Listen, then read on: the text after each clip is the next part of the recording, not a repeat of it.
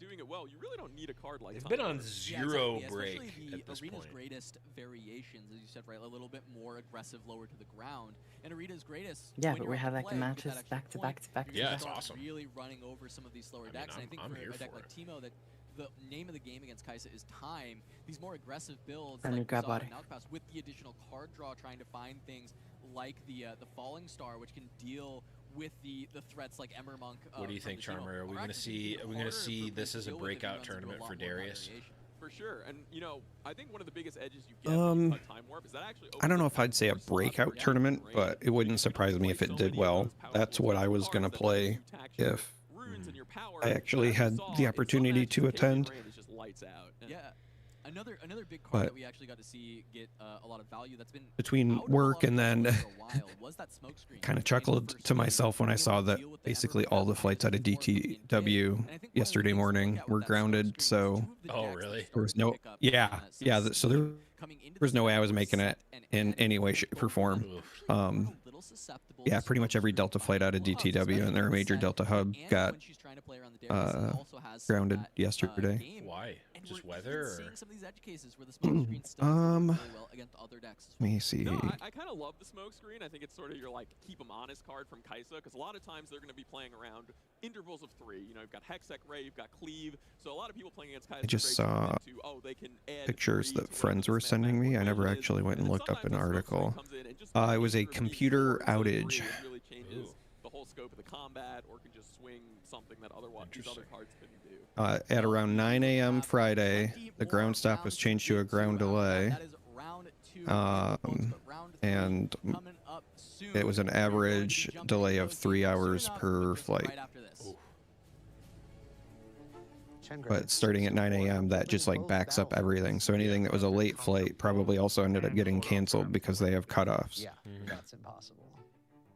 So yeah, I was just destined to not be there, unfortunately. So instead, I'm gonna, well, yeah, but I'm gonna go to Krampusnacht with the family. That was like the one bummer if I was going to Houston.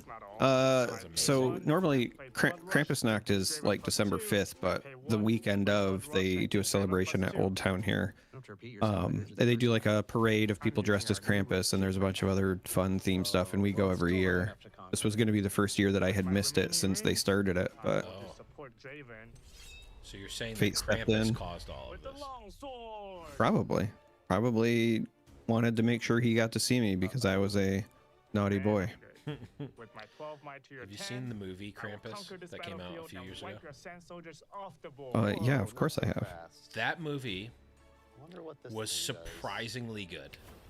I'll grant this quick draw. Like, yeah, that it's type of movie is usually I don't like, but it like knew exactly what it was the whole time, and it stayed true to it, and it had a nice. It was the right amount of camp. It was the right amount of camp, and the acting was good, and it leaned into it, and it was just creepy enough, and it wasn't just all jump scares, and there was a good twist that I liked. A player may concede at any time. It was good. Of course, this stream brought to you by the movie Krampus. It's only 5 years old and has nothing to do with this, but go out and watch it. It's on Netflix, probably. I mean, the new movie that me and my wife watch every year for Christmas since it came out is actually Violent Night.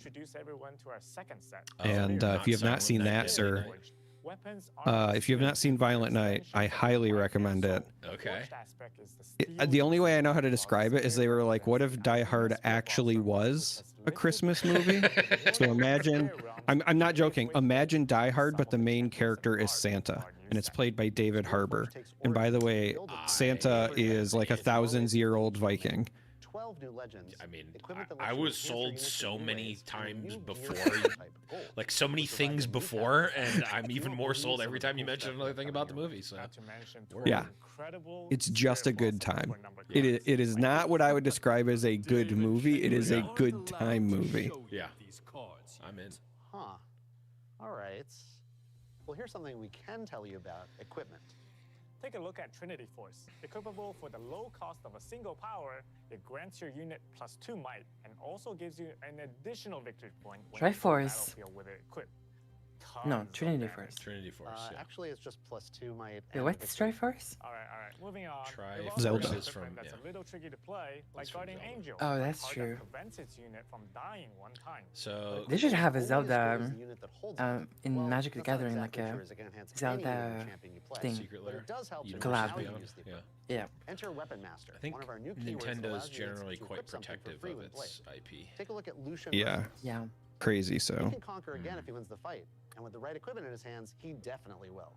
Mastery of equipment is definitely strong, but I prefer Top Cut is not speed. today, right? Top Cut Draw is is tomorrow. our other new keyword.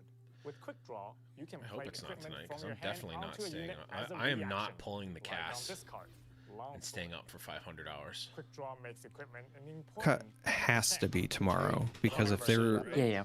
if they're doing like 9 rounds today or whatever. Is the sequence where players respond to each other with activated abilities Yeah, I think Top or Cut is tomorrow. reaction spells until both are done. What It is not a physical Kuvi, what fate is game. what new actually don't know. There is legend are something you I most do know excited all for about, from Spirit our Forged? New champion legends Sivir and Renata Classic. These two champions are all about gold. They create it and you Aurelia. spend it. Spending gold Really? gets you a power resource of any domain, Yeah. letting you play more powerful cards. I don't know why I said What about really. you? That's like a My pretty favorite new commonly picked one. champions I is think. Draven, Vanquisher, who generally Yeah, has but I've jumped a lot actually. Like I've jumped around. And one of Born. my favorite new champions Well, is like, Draven, Vanquisher. who first it generates was gold when conquered. Time to like by a cash in on country all that mile adoration. Draven. Then it was Why are you repeating me? Sorry, I was just excited for the final mechanic reveal. Repeat. With repeat, you can play a spell it twice. was You can Draven, put then its cost a like second time. Rek'Sai, Spells like Feral Flame are then good, but if you have Ornn, runes, you don't have and to settle for then good. like Make it Renata great. looks cool. All this And talk at about first I repeat is thought making me think Aurelia that looked last dumb. game needs a repeat And then too. it's like actually she Wait, seems pretty what do you broken, mean? and like I've pretty much besides like Sivir and Fiora, I've been excited about all of the new legends at one point or another, and I'm not sure where I Crazy. land. Sivir and Fiora It's less than impossible. Rek'Sai? Wait, why does this feel familiar? Rek'Sai I thought looked interesting. Renata? There's something about the like I can spend all of my lands and just get a point Hello, Riftbounders. I'm Bear Bryant, and with I have the absolute the pleasure of being joined champion with that the champion? tickles my best brain. in game I don't director Wait, think they're it's doing- good. Riftbound. Dave, I'm so glad you can be here with Dave, me, and I've got a couple interview. questions for you. Okay, So let's my first see. question I want to ask you, as we are here Are they in softball Houston questions, or for are we the getting first actual ever info? English Regional Qualifier, what have you learned from the global release now of Origins and building Okay. upon that as a game designer? Yeah. So obviously we've still got the kind of the results of this tournament to see, but I think it's been really interesting to see kind of how people develop their understanding of a brand new game, right? Like Riftbound is new to everybody, and Origins is kind of both a new game as well as a new environment. So it's been interesting to see kind of like the development of the Kaisa versus E metagame, and now kind of moving into the English release and seeing Sed and Annie and Ari kind of like maybe kind of getting up there. So it's been very interesting, and I think Did not mention cool to see them Darius. take the tools, Shambles. in spaces that maybe we didn't even think were interesting, or we didn't expect, and it's kind of seeing, players having their hands on stuff is always the most exciting time for designers. So. With that same idea, Spirit Forged on the horizon. That's right. So, as Origins functions as this like base set, beginning of the game, Spirit Forge, how is that meant to build upon that layer, and then also with future sets, obviously? Yeah, so interesting note about Spirit Forged. The equipment mechanic was something we played with at the very beginning of development for Riftbound. So we loved how it played, but we were like, this is maybe like a little bit too much to put into Origins. Want to kind of build that foundation, as you said, right? The core rules of the game and attacking and defending and like that. So we took equipment and brought it into Spirit Forge. So we actually kind of think of Origins and Spirit Forge together as like a really strong foundation for the entire game. That said, we put a lot of interesting kind of new twists on color combinations and like the way that you might play that kind of deck in Spirit Forge. So it'll be interesting to see how that goes, especially with like the making things mighty and the like choosing targets kind of stuff is pretty interesting new space for Riftbound. Oh yeah, Ezreal's another one I forgot about. I keep forgetting about. Just like it seems interesting. Going into Spirit Forge still, Yeah, Ezreal's the one I'm probably most excited for. And then it's probably Rek'Sai second. Rek'Sai looks like there's some silly stuff you can do there. But in multiplayer. Yeah, multiplayer is kind of, I think of it as like the heart of Riftbound. A lot of people are playing 1v1 right now because it's easy to find opponents. People are competitive. They want to show that they're mastering the game. But I think multiplayer is kind of a really fun way to play. I think, interestingly, I think there's a lot of cool tools for 2v2 in Spirit Forge. So you kind of check for cards that say would not friendly, have and thought like that, partner stuff, like when I 2v2. first saw I think there's Riftbound, I just, would like, not a have lot thought of that cool, multiplayer was fun, but I have big spell actually played a moments, I lot would more say, in multiplayer Spirit Forge, and than that's always fun 1v1 just multiplayer, because right? of One of the things we did my locals, relatively recently and based on player feedback, I enjoy it maybe earlier way this more year than I thought I is was going we used to to. have a rule where only the two players involved in a combat could play spells unless you were invited. But now Wait, is that Senna in the back? Fun chaos, Yeah. I love chaos. That means Senna is in Riftbound? Yeah, so I think that'll be really fun to see in Spirit Forged. I love side formats. I love the multiplayer. I'm here to play multiplayer.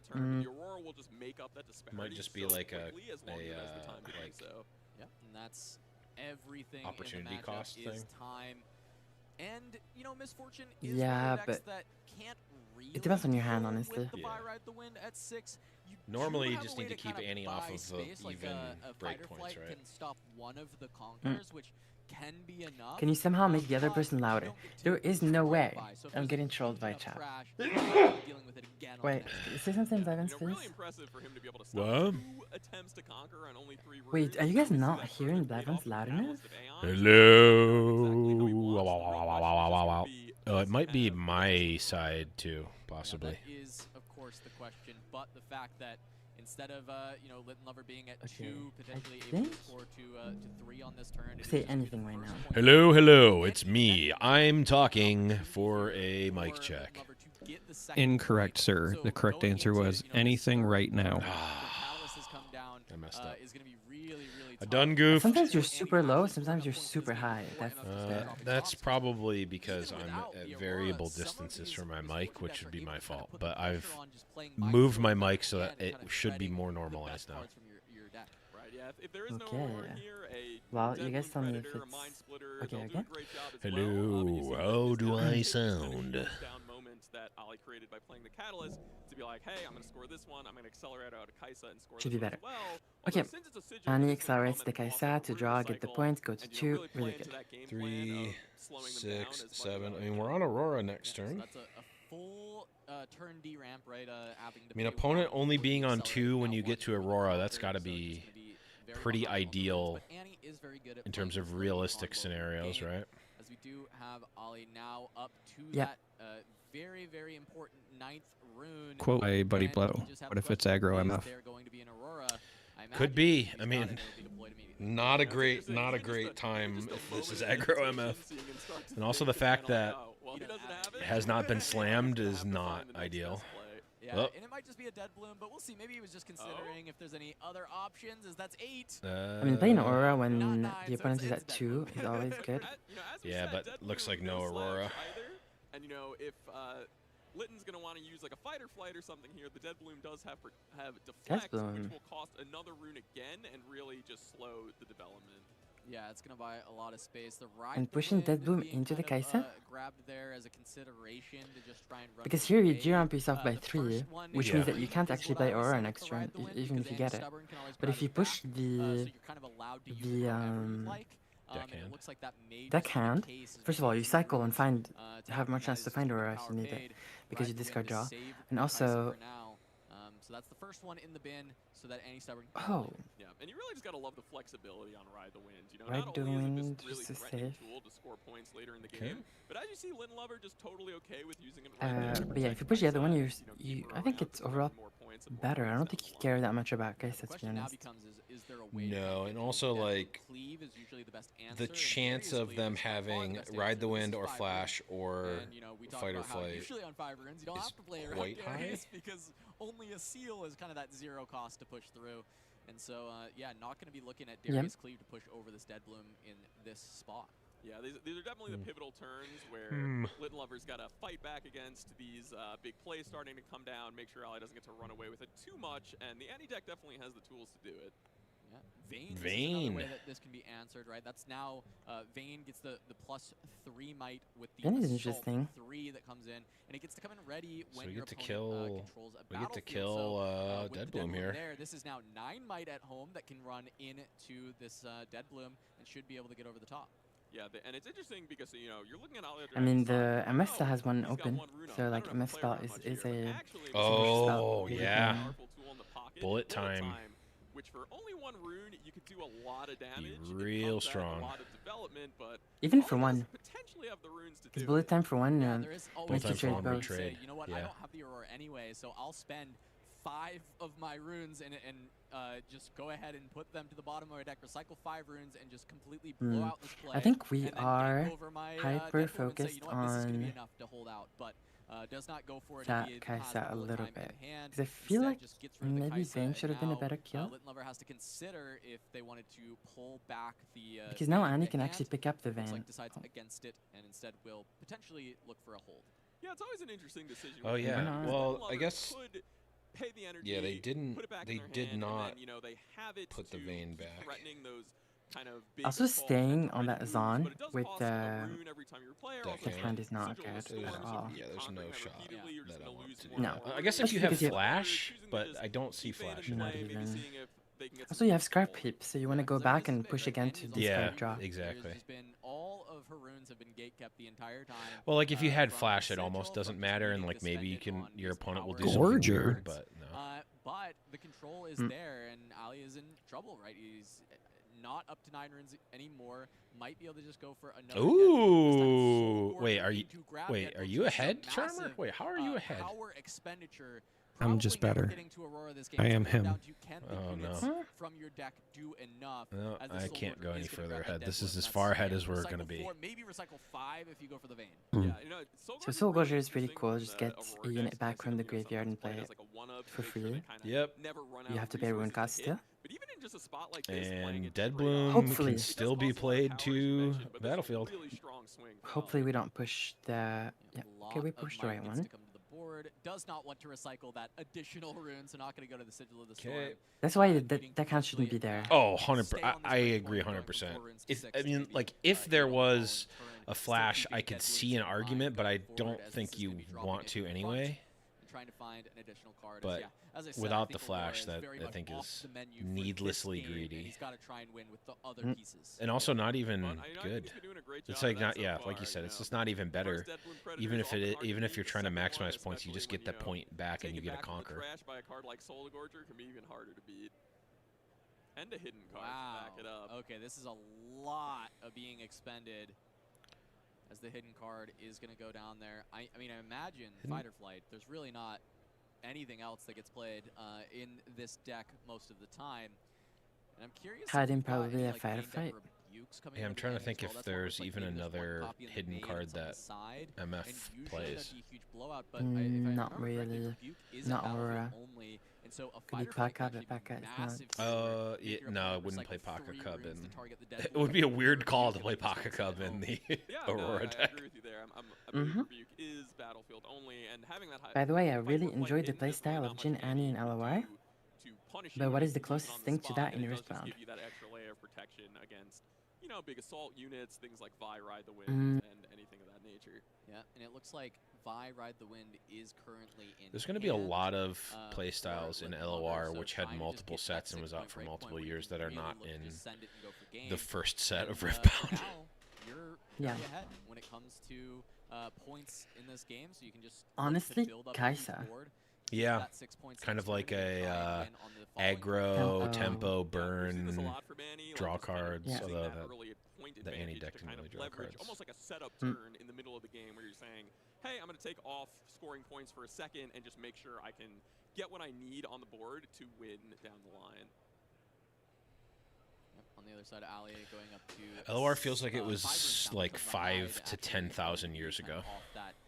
Even cadence, It literally was. maybe a misfortune at home, but Yet I really still there's not a remember ton Dawn in this deck Spiders goes like it on was 5 yesterday. runes, and I'm wondering if there's maybe ramp cards in hand. That was the first ever LOR meta deck. Yep. Timelines going to It was just the kind best of deck reset these hands, by default. dumping an Aurora and a Sabotage. Period. Oh, they're gonna draw an extra card from Scrap Heap. Litten Lover, including the Vi Ride the Wind, but also that's a Scrap Heap, so it is going to be 5 cards drawn up for Litten. Yeah, it is interesting. Like Scrap Heap, it's not just if you make yourself discard the card. If your opponent makes you discard it too, you do get that rebate. So, but you know, a pretty good deal for Ali as he was running pretty Dawn low Spiders on with resources Precipic. there. I don't know if you know Precipic. He's going to find a new grip of cards, and he Yeah. does deal with a Vi Ride the Wind, right? So there is maybe some time. Invert that can be bought. Timelines Now, is you like don't one of know my what the favorite new cards hand in is the for Annie, and entire odds game. are those are pretty good cards too if they've made it into the deck, but it will potentially buy you a lot of space. It's if pretty you cool. Continue to count those Vi's. Maybe eventually you can run Litten Lover out of them. Yeah, giving Annie a fresh hand of cards, definitely pretty spooky, as a lot of their cards are pretty redundant and really good at dealing with big units with cards like Fight or Flight. And let's see if Litten Lover Budget can Kaisa isn't even that expensive. Just need Darius, Watchers, and 1 red Kaisa. less Yeah, good in this I mean, you one. don't really need Flash is, Time Warp, really good, really. nicer, but, I mean, as of Rain now, is I still think expensive, Darius is still a little bit expensive. Watcher is the most expensive, obviously. Watcher is $40, that's 120. Kaisa is what, 50? So there's almost 200. The Dariuses are like 10 apiece ish. Is gonna just try and target the dead bloom. Gonna have to pay the deflect cost there. I mean, it depends on what you define as expensive or not, I suppose. But I imagine just like. Yeah, you probably don't need a full set. Hello! How are you, Silverfuse? Hi, I'm doing good. I just made it home. Nice. So, actually, Litten Lover on this is, from, I play against her locally. Oh, so nice. I know her pretty well. Yeah. I was trying to tell Kubi that in chat earlier, but, yeah, I've played Litten a bunch of times, or with Litten a bunch of times. And she's really sweet, and, I'm rooting for her. Caster bias. Yes, I'm very biased. Fully welcome here. So double move triggers, try and draw some even more potential plays I mean, around here. so far, And the cleave they're winning. Continue to push this over the top. Yeah. I wonder how, her husband's doing as well. So a lot of I'll have to ask later. I'm sure it's like hectic there to try to do everything. Playing with your partner at a big TCG event. Sign me up for that life. Different decks too. That's the actual lifestyle I want. Thinking about how Renata, you can theoretically cast Watcher and Karina Varasa accelerated in one turn. Hold up.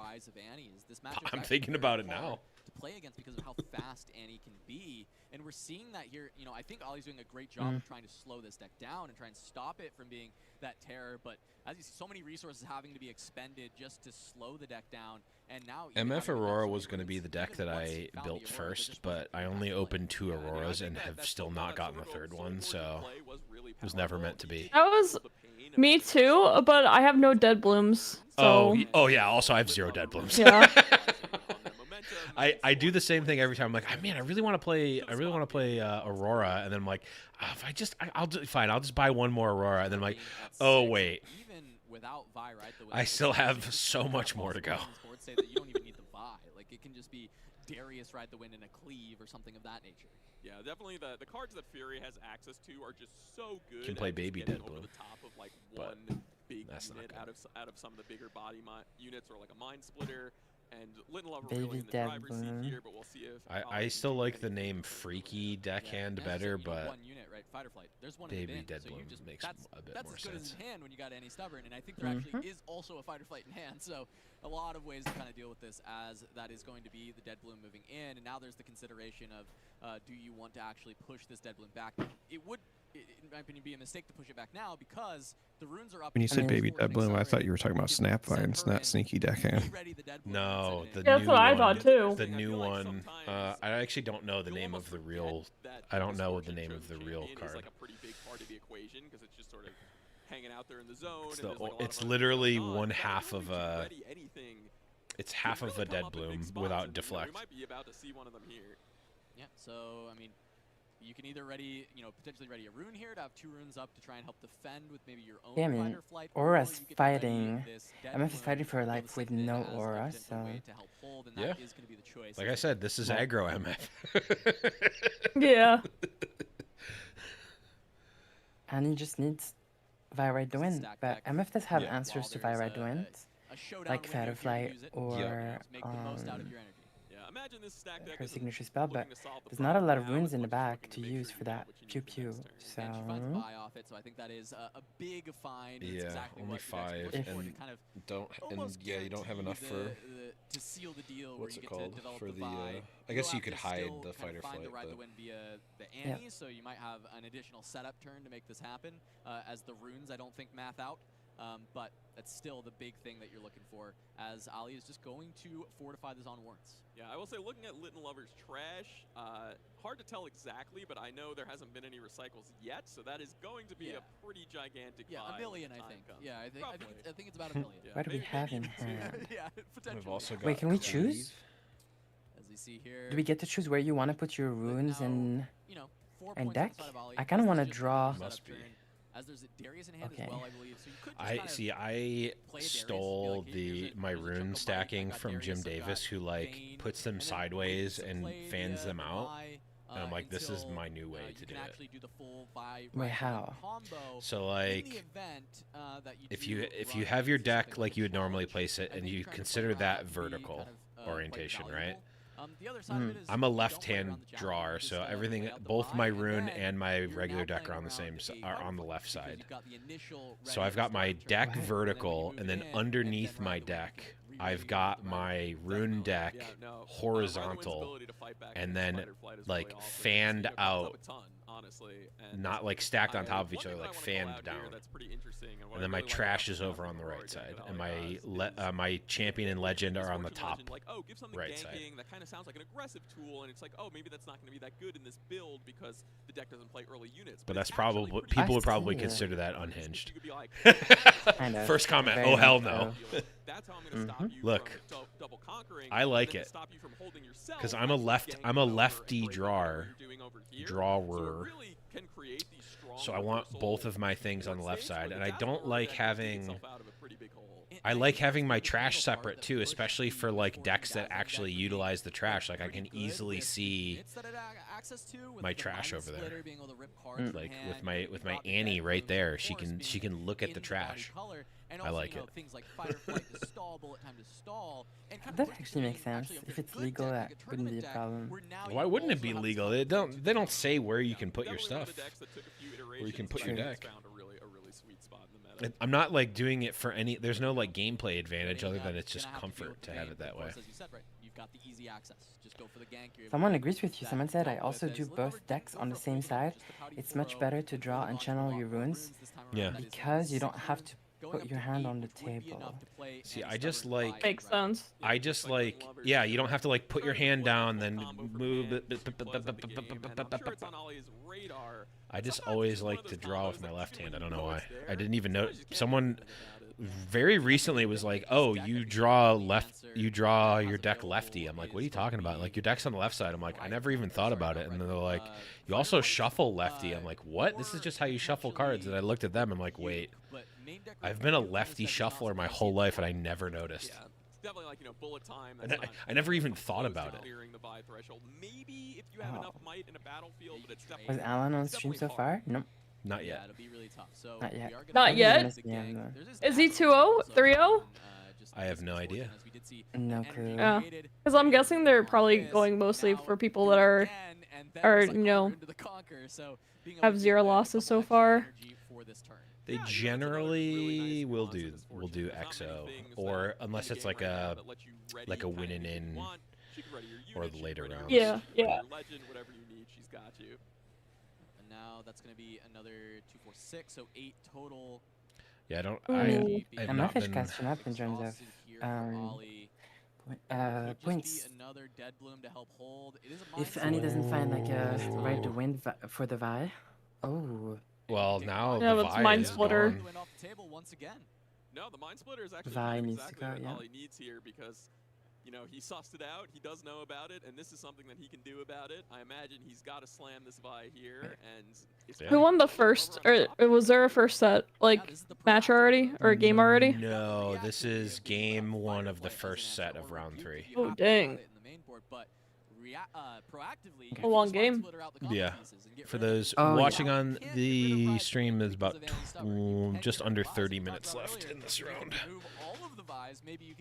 It's covered up on my stream, and I don't have a good way to not cover it up. So there's just one more that can even be in the deck. So if you can deal with that last one in some way, you might just have enough. Did he might pay to for the hold through anything power else. cost? Yeah, and that was that Mind double-edged Splitter? sword that you were talking about. Where do I keep the Vi safe in I my haven't hand, or do I put it in noticed. play and risk it dying? Did we miss the another thing that other than power the fight or cost? flight ride the win situation? 2, It does open it up to 4, Mind Splitter getting 6. to just Well, yank it on out. Yeah, you have to Mind decide, Splitter do I costs play around 7, challenge, so do I there play around was Mind certainly Splitter? In some this case, amount well, of energy unfortunately, played. Mind Splitter Yeah. was the one that Well, Ali not had. necessarily, Power because game. MF could have. Now, while this game looked well within hand for Lit and Lover, actually, I mean, like there was. it's gonna be a struggle Oh to yeah, push that's over this 15. true. I We don't know. there's a cleave and a I Darius, don't know. but there's not enough runes to do It's all gonna the be things. I don't illegal in the think we Jim's have. convention. Yeah, and Because again, look at this MF, Fortune she's Legend is tapped, sitting which there means she just threatening entered me, that like, hey, battlefield. maybe you can kick And my if she Oh, did she it had once again- ganking. No, she had ganking. She was on the lower battlefield before, and she ganked over. Yeah, but that means we conquered that, which means that we recycled one. I mean, I think at this point we're actually looking Hmm. like Ali has completely flipped it with this. So Yeah, I'm I not don't think sure. we recycled for the Mind Splitter. Completely turning the tides of this entire game as the Darius gets to conquer, a card gets to be drawn. We had to recycle something. We're at 6, and the Mind Splitter cost 7, so I'm guessing you No, no. recycled something. No, when MF ganks, you have to recycle a rune with that battlefield. The Sigil of the Yeah. Storm. When you conquer it, you have to recycle a card. So I Hmm, think, I see. You like missed one. yeah, well, the two of the Mind Splitter, yeah, because you move to the Sigil, you recycle one, so you'd be at 6, and but you still floated 7, so you can play the Mind Splitter, but you would have to recycle 2, which we didn't do, I think. Well, the judges are not allowed to tell the person, oh, you forgot to not recycle. That's Yeah, the they can player's only do it job. if something. Yeah, only if the player brings something up. Be like, hey, I'm gonna make sure I give myself the best chance that I can.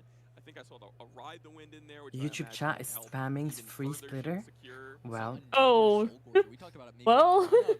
But Ali opting to go for 2 of them in the list at least. maybe it'll be an Yeah, issue and, if there's really like paid 7 him of off them this that work game. That was for it free. cost him a lot of power, but it was a pivotal turn to make sure he didn't fall too far behind. And, you know, I gotta say, if he wins this game here, I honestly think the MVP for him was Sigil of the Storm. Littenlover just had to, because, you know, some decks can be like, oh, I'll just conquer the other battlefield. This will Any happen a deck is lot, kind by of the way. priced into saying, I'm just gonna And it's conquer not both as necessarily often as I malicious, can, 'cause but that's how I you win. have to. And when you're forced to It's just so hard conquer because you have to. Sigil again and It's again fiddly. and again, Everything is fiddly. You have to do so Everything's much. fiddly, yeah. You have to take care of your runes. You have to take care of not forget the points, not the order of everything. You have to don't forget your triggers. You have to look at the opponent's hand to see that they're not cheating. Look at the opponent's Yeah. runes to see that they're not forgetting.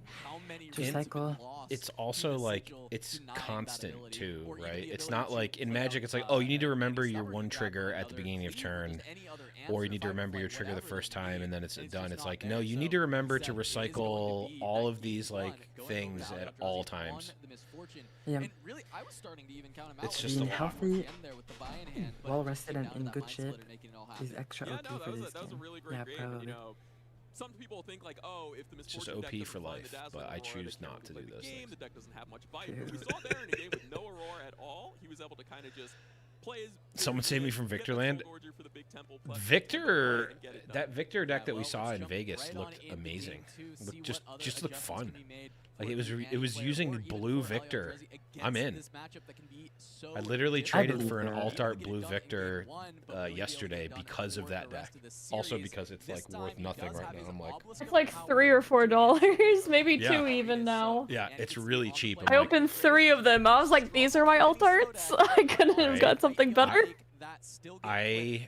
Between packs and the release promos, I have 9 Lee Sin, epic Lee Sins.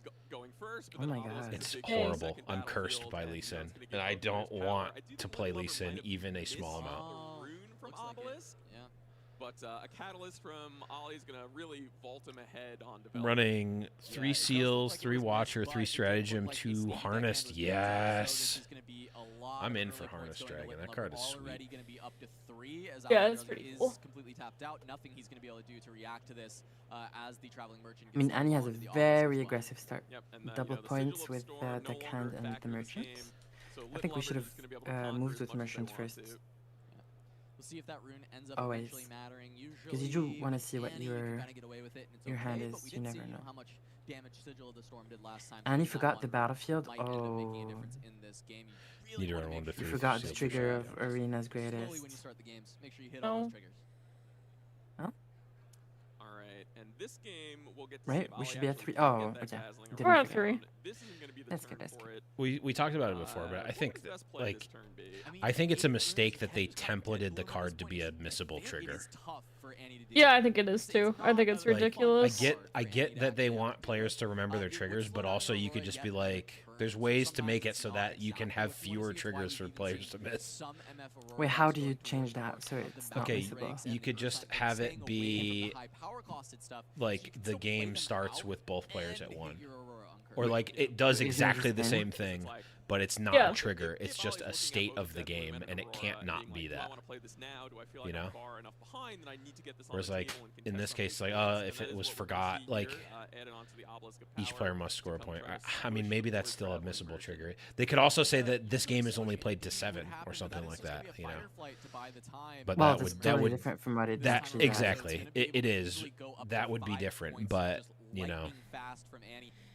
But I agree. If it was symmetric, it would make more sense. Like, oh, I saw the opponent do it, so I do it instantly at the same time. Yeah. Or it just says at the first beginning phase, both players score 1 point. So that if the first player misses it, then both players miss it. You know, like it's like if you got the point, then by definition the other player also has to get the point. Like. But I digress. They're learning. Ollie starts with all his runes, and he's just, going to attack a battlefield. If it gets rebuked, it could just come right back down onto the same battlefield. Oh, they're saying she forgot the runes battlefield, the one that gives +1 rune. I still think same thing. Like, just don't make it a missable trigger. But spending a rune for sabotage will be able to easily deal with it as he can. Yeah, there's too many rid of that rebuke, and that's such a things to nice remember. Okay, rebuke needs to go. Yeah. Rebuke needs to go. They are going to have to hopefully get some extra draws off the Kaisa they already have in play, or maybe this traveling merchant will stick around to help dig for some new options. But with the sabotage taking the rebuke, okay, why is the MF player angry? I think that I don't think he's angry. I think it's just a like double checking and making sure that it's the correct play. No, he's definitely angry. Oh, he might. He was angry. Maybe Full of rage. Look at those hands shaking with rage. What's that? About to see another free splitter. I kid. Allowing this dead bloom to just run amok back and forth. Yeah, I think Lit and Lover is going to have a pretty good chance to close this one out, but it's going to have to be done pretty quickly before the Misfortune deck can run away with it.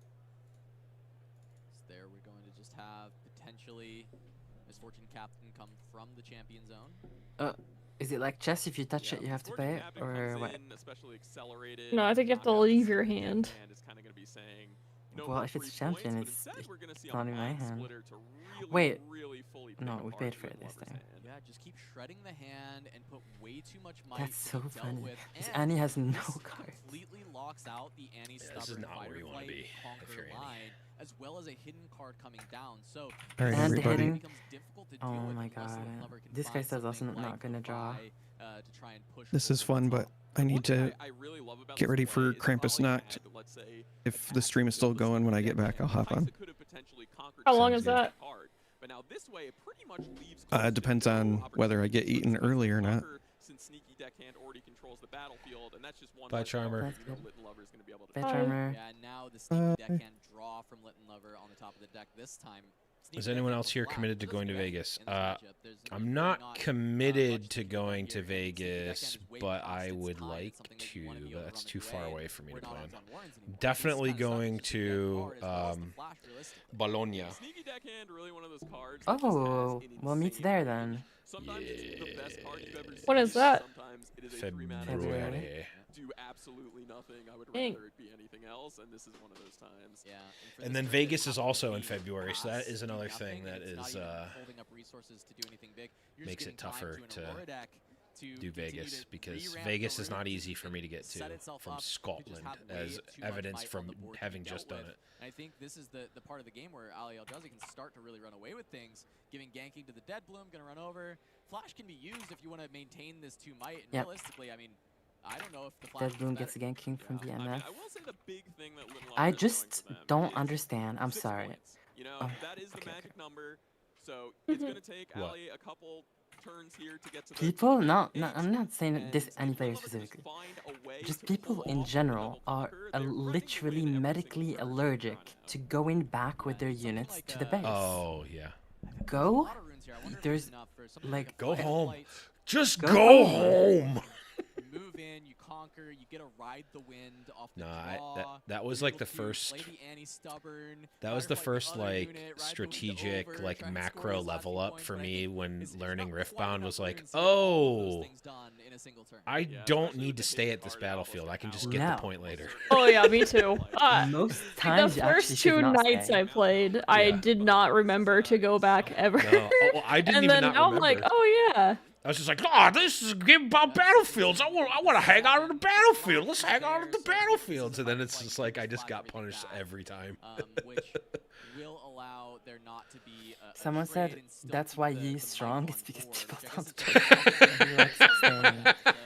No, that's probably true. You don't have to remember to go back. You just stay. I like it. True. So true. It's funny, hilarious that this MF is like completely contesting and with no aura both games. It's aggro MF. Yeah, I mean, I will say just getting Where? that Aggro misfortune. I mean, look at the board. That looks pretty aggressive to me. Yeah. I actually have aggro misfortune built, and the deck is sweet, but it's just like bad Annie is the unfortunate reality. But it is a cool deck.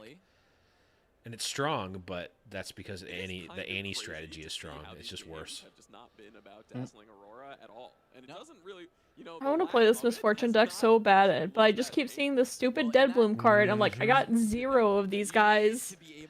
And I got 3 Auroras, 0 Dead Blooms. Having water in a protein shaker, you know.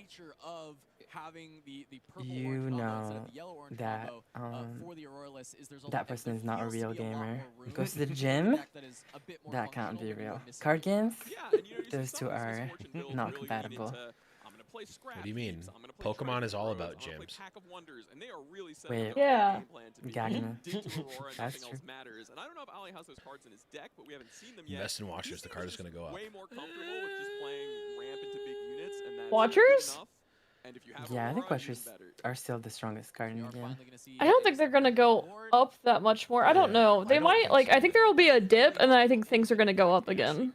The only 2 options are Flash and Fight or Flight because it really depends on how aggressively they're printing set one. Very big note for Sabotage in this matchup. I think they're probably trying to do it, but I don't think they're getting that much out.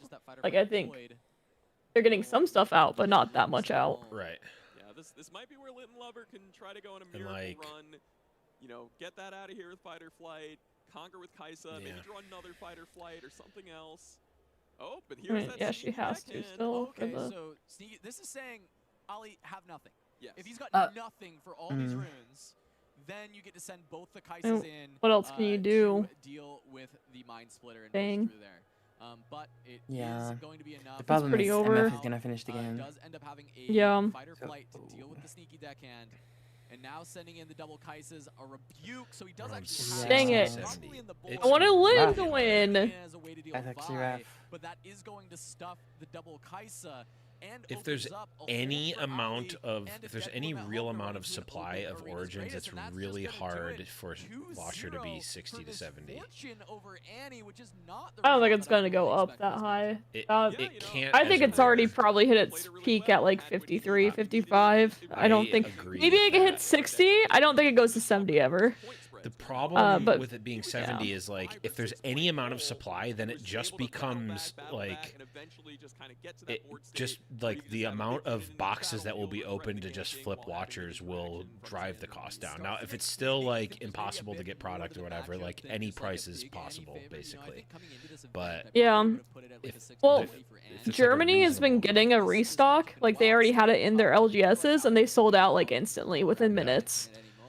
So I think it probably is going to be closer to it's impossible to find anything. Yeah, I mean, it definitely could be. It's still like it's still hard for a rare to be that expensive. But Oh, yeah. if like what could cause it to get to that height is if set 2 comes out, set 3 comes out, and like a lot of the cards in set 1 become obsolete or like power crapped or whatever, but not Watcher, then you could potentially see the card get expensive because people aren't going to want, like, if you open a box and you miss a watcher and everything else is dirt cheap, like, then you really, like, the watcher can't hold up the, you know, the value of all of the cards, right? But I doubt that, I don't suspect that's going to happen. I don't think Origins is going to be readily available. Might not. Yeah, the invert timelines was really cool there, because I feel like, you know, thinking about it, I'm sure this is not. But yeah, I'm not expecting this huge wave, like huge restock wave, like a lot of people tend to think. I think it's a little optimistic. I think it's a little people don't understand the supply chain of how cards get made. Which is fair. Also, because in the U.S. for Americans, like, it's not printed in the U.S. It has to be overseas shipment. That is not cheap, and it takes a lot of time. Yeah. Because they're printed in Japan, if I remember correctly. Yes, I'm pretty sure that they're all Japanese printed. If they, because like they could get into more, like they could get another printer potentially, but if they're already like quite, they seem quite fidgety with the like, oh, you can't even use Chinese cards in your English deck because the card stock is different, and like the card stock quality varies drastically, or can vary drastically if you get cards printed in different factories, etc. So I don't know. Yeah. And like every wave of set 1 that gets printed is not like, oh, we'll just fire up the printers longer.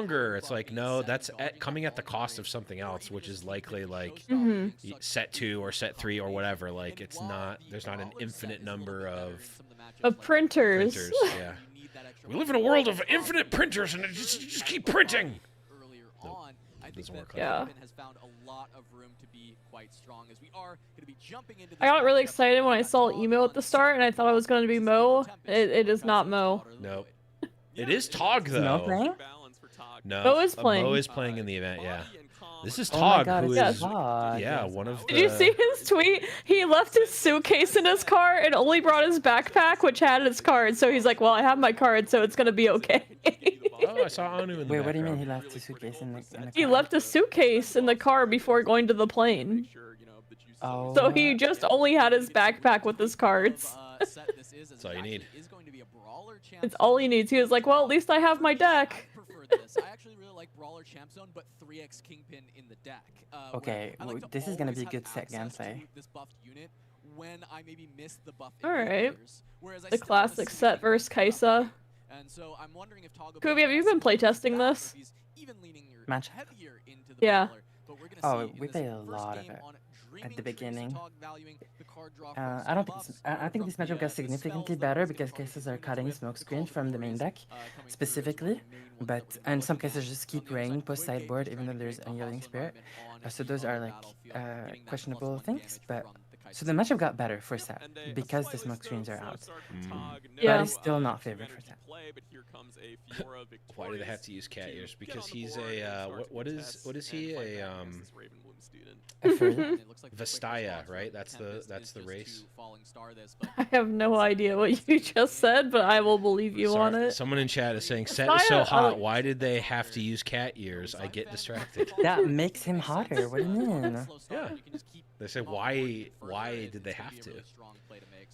Like, why would they do this to me? Is this replay another round 3 match? Yeah, I think. Set's really sticky. Once you get the buffs on, you can use the boss legend. Yeah, this is backup match from round 3, removal. So Emo Tempest doing a really heads up job of saying, okay. I'm just gonna spend this Falling Star now. Really good spot for Kaisa. Set here needs like a showstopper. Double Raven Bloom is really dumb at times. Yep. Old RBS, the Arby's store manager. Double beef and cheddar. We'll see if there's any other good options in the hand. Still a lot of cards remaining. Did Garen win anything? I mean, he won our hearts. Yeah, and definitely, you know, it's yes, he did. He won nothing. Someone's playing Garen and winning. We just haven't seen him yet. Well, we saw Garen lose round 1 to Yasuo to give. Yeah, but there's another Garen out there for sure. Do you think that there's over or under 50 Garens entered into the event. You need like double stupefy. How many players are there? 512? 1,200. But this is just going to be 1,200? Yeah. There's over 50. Okay. I think it's over under 100. Wait, isn't Under 100. Okay. It's a huge mistake. Just completely obliterating the student. Nothing at one rune. Why did we pay for the showstopper? Unless there's a retreat in hand, or we've seen this play a lot on Dreaming Tree. Stupefy your own unit. Paying for showstopper. Stupefy, pretty great card, even just as The ultimate misplay. Stupefy in Ravenbloom just to draw 2. I like this play Makes a lot from sense. Tog. You know, he's saying, hey, I had a slow start, so now I'm gonna recycle some of my runes, lose some power to make sure I can get back on. So Kubi, if you're Kaisa, what are you doing here? End up hiding a card. Ooh, I like that technology. What is that? What is this technology? We put the buff inside of the sleeve? Ugh.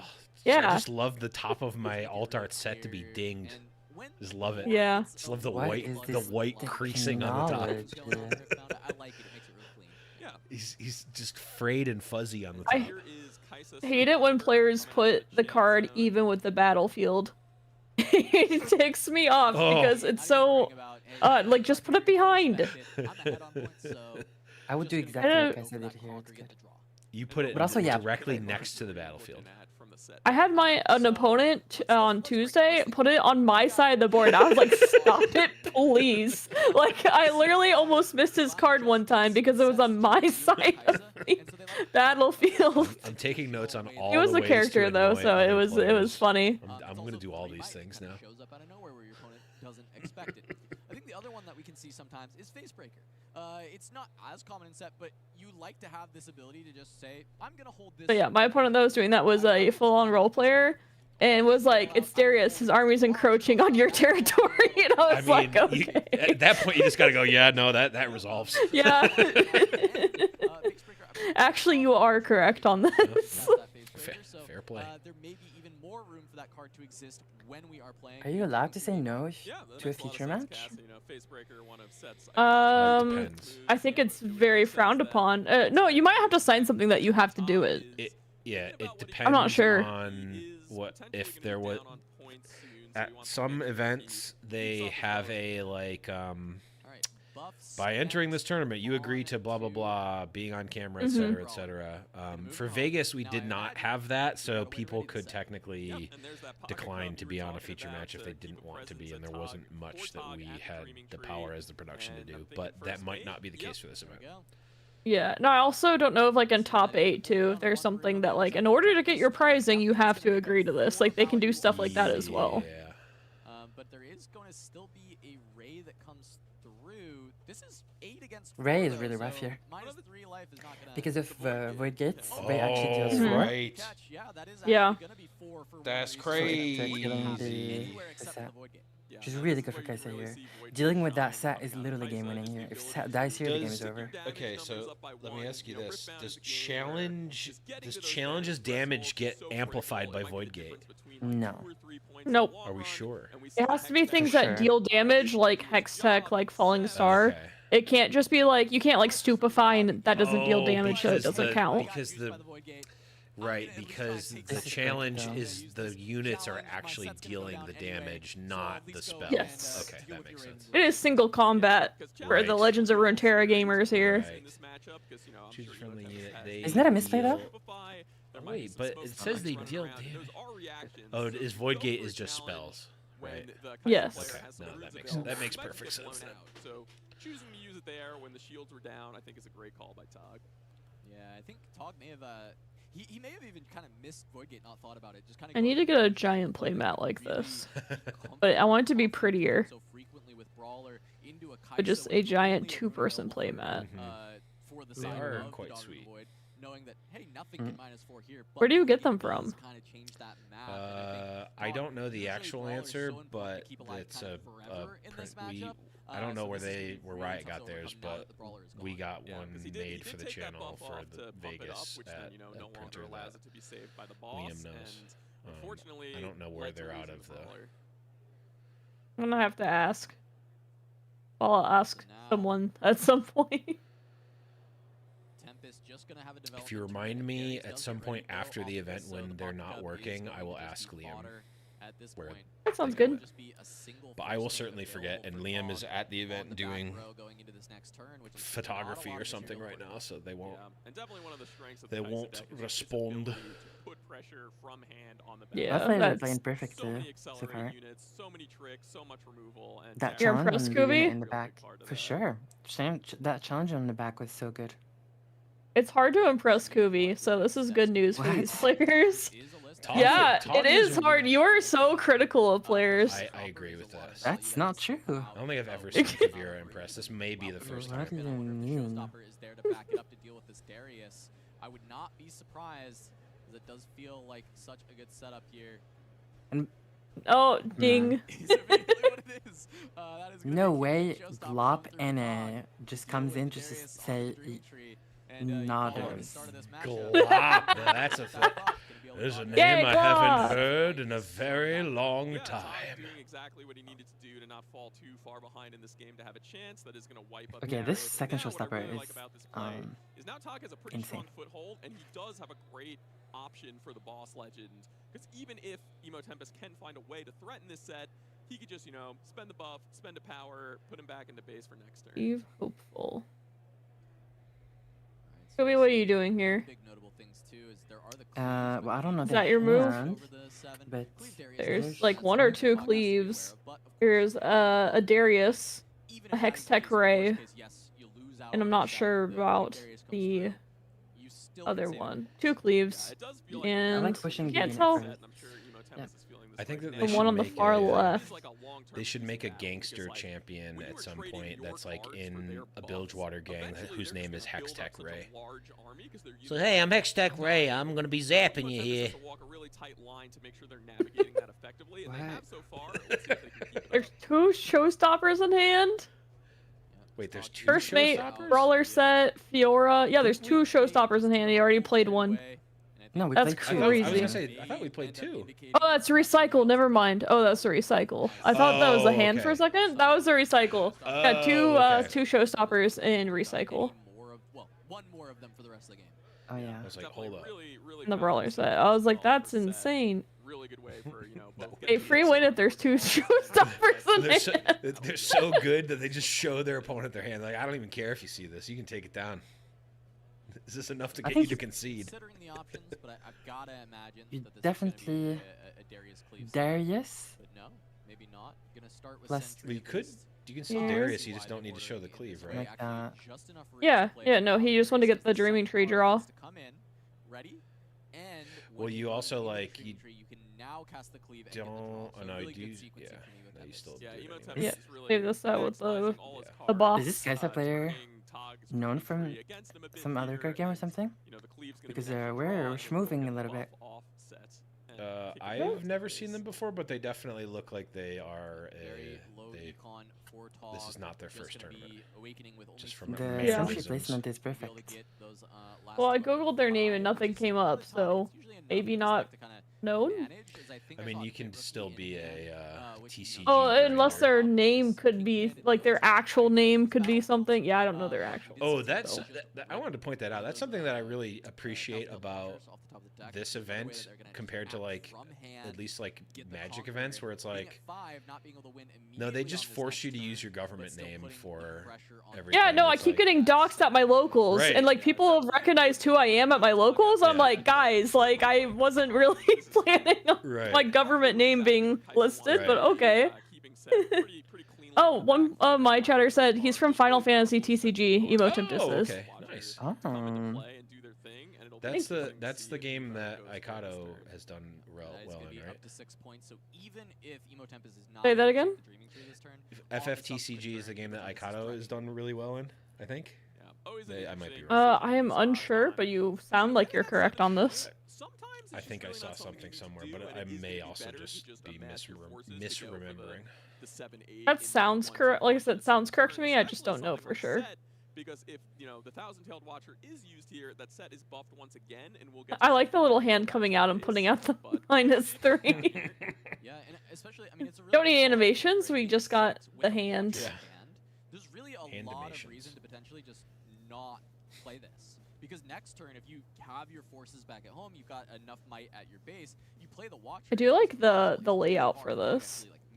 Like the champion with their colors into like the name of it, into their like the void gate, the battlefields. Yeah. Into like it just looks good.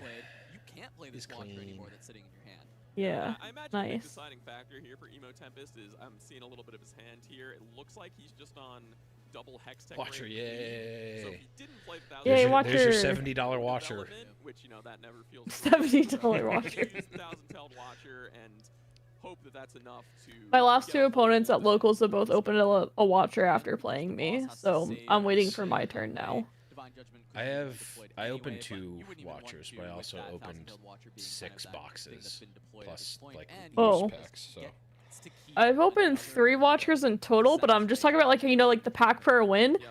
This guy that played against me last night, he got 1 win for the night, and he opened a Kaisa, and I was like, I got 2 wins, and I opened just nothing. I opened a Kanan and Ari. Yay. just flexing that your country has packs to give for wins. Guys, that player is terrifying. Might actually win the whole thing, I think. But also, it's like there are these opportunities for Kaisa in my opinion. Whether it is answer them twice by it's just so much variance in the game. It's just there are a lot of good players playing, but I wouldn't be surprised if we saw them in the top cut. I mean, they knew how to go back clean with the unit to base, so they must. GG. I think if there's an unwritten rule that if in day 1 you move your unit back from base, you just auto day 2. They just write your name in for day 2. All right. I live in Germany, and on release date, the Watchers were 15 euros per Watcher, so I bought them. And one I traded off. We also get packs for locals. First place gets 5 packs. Nice. Yeah, I mean, I'm in. First place gets 5 packs. Dang.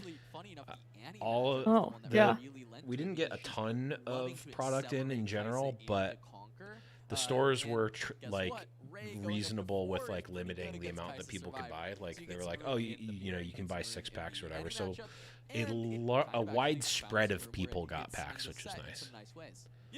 Where are you at again?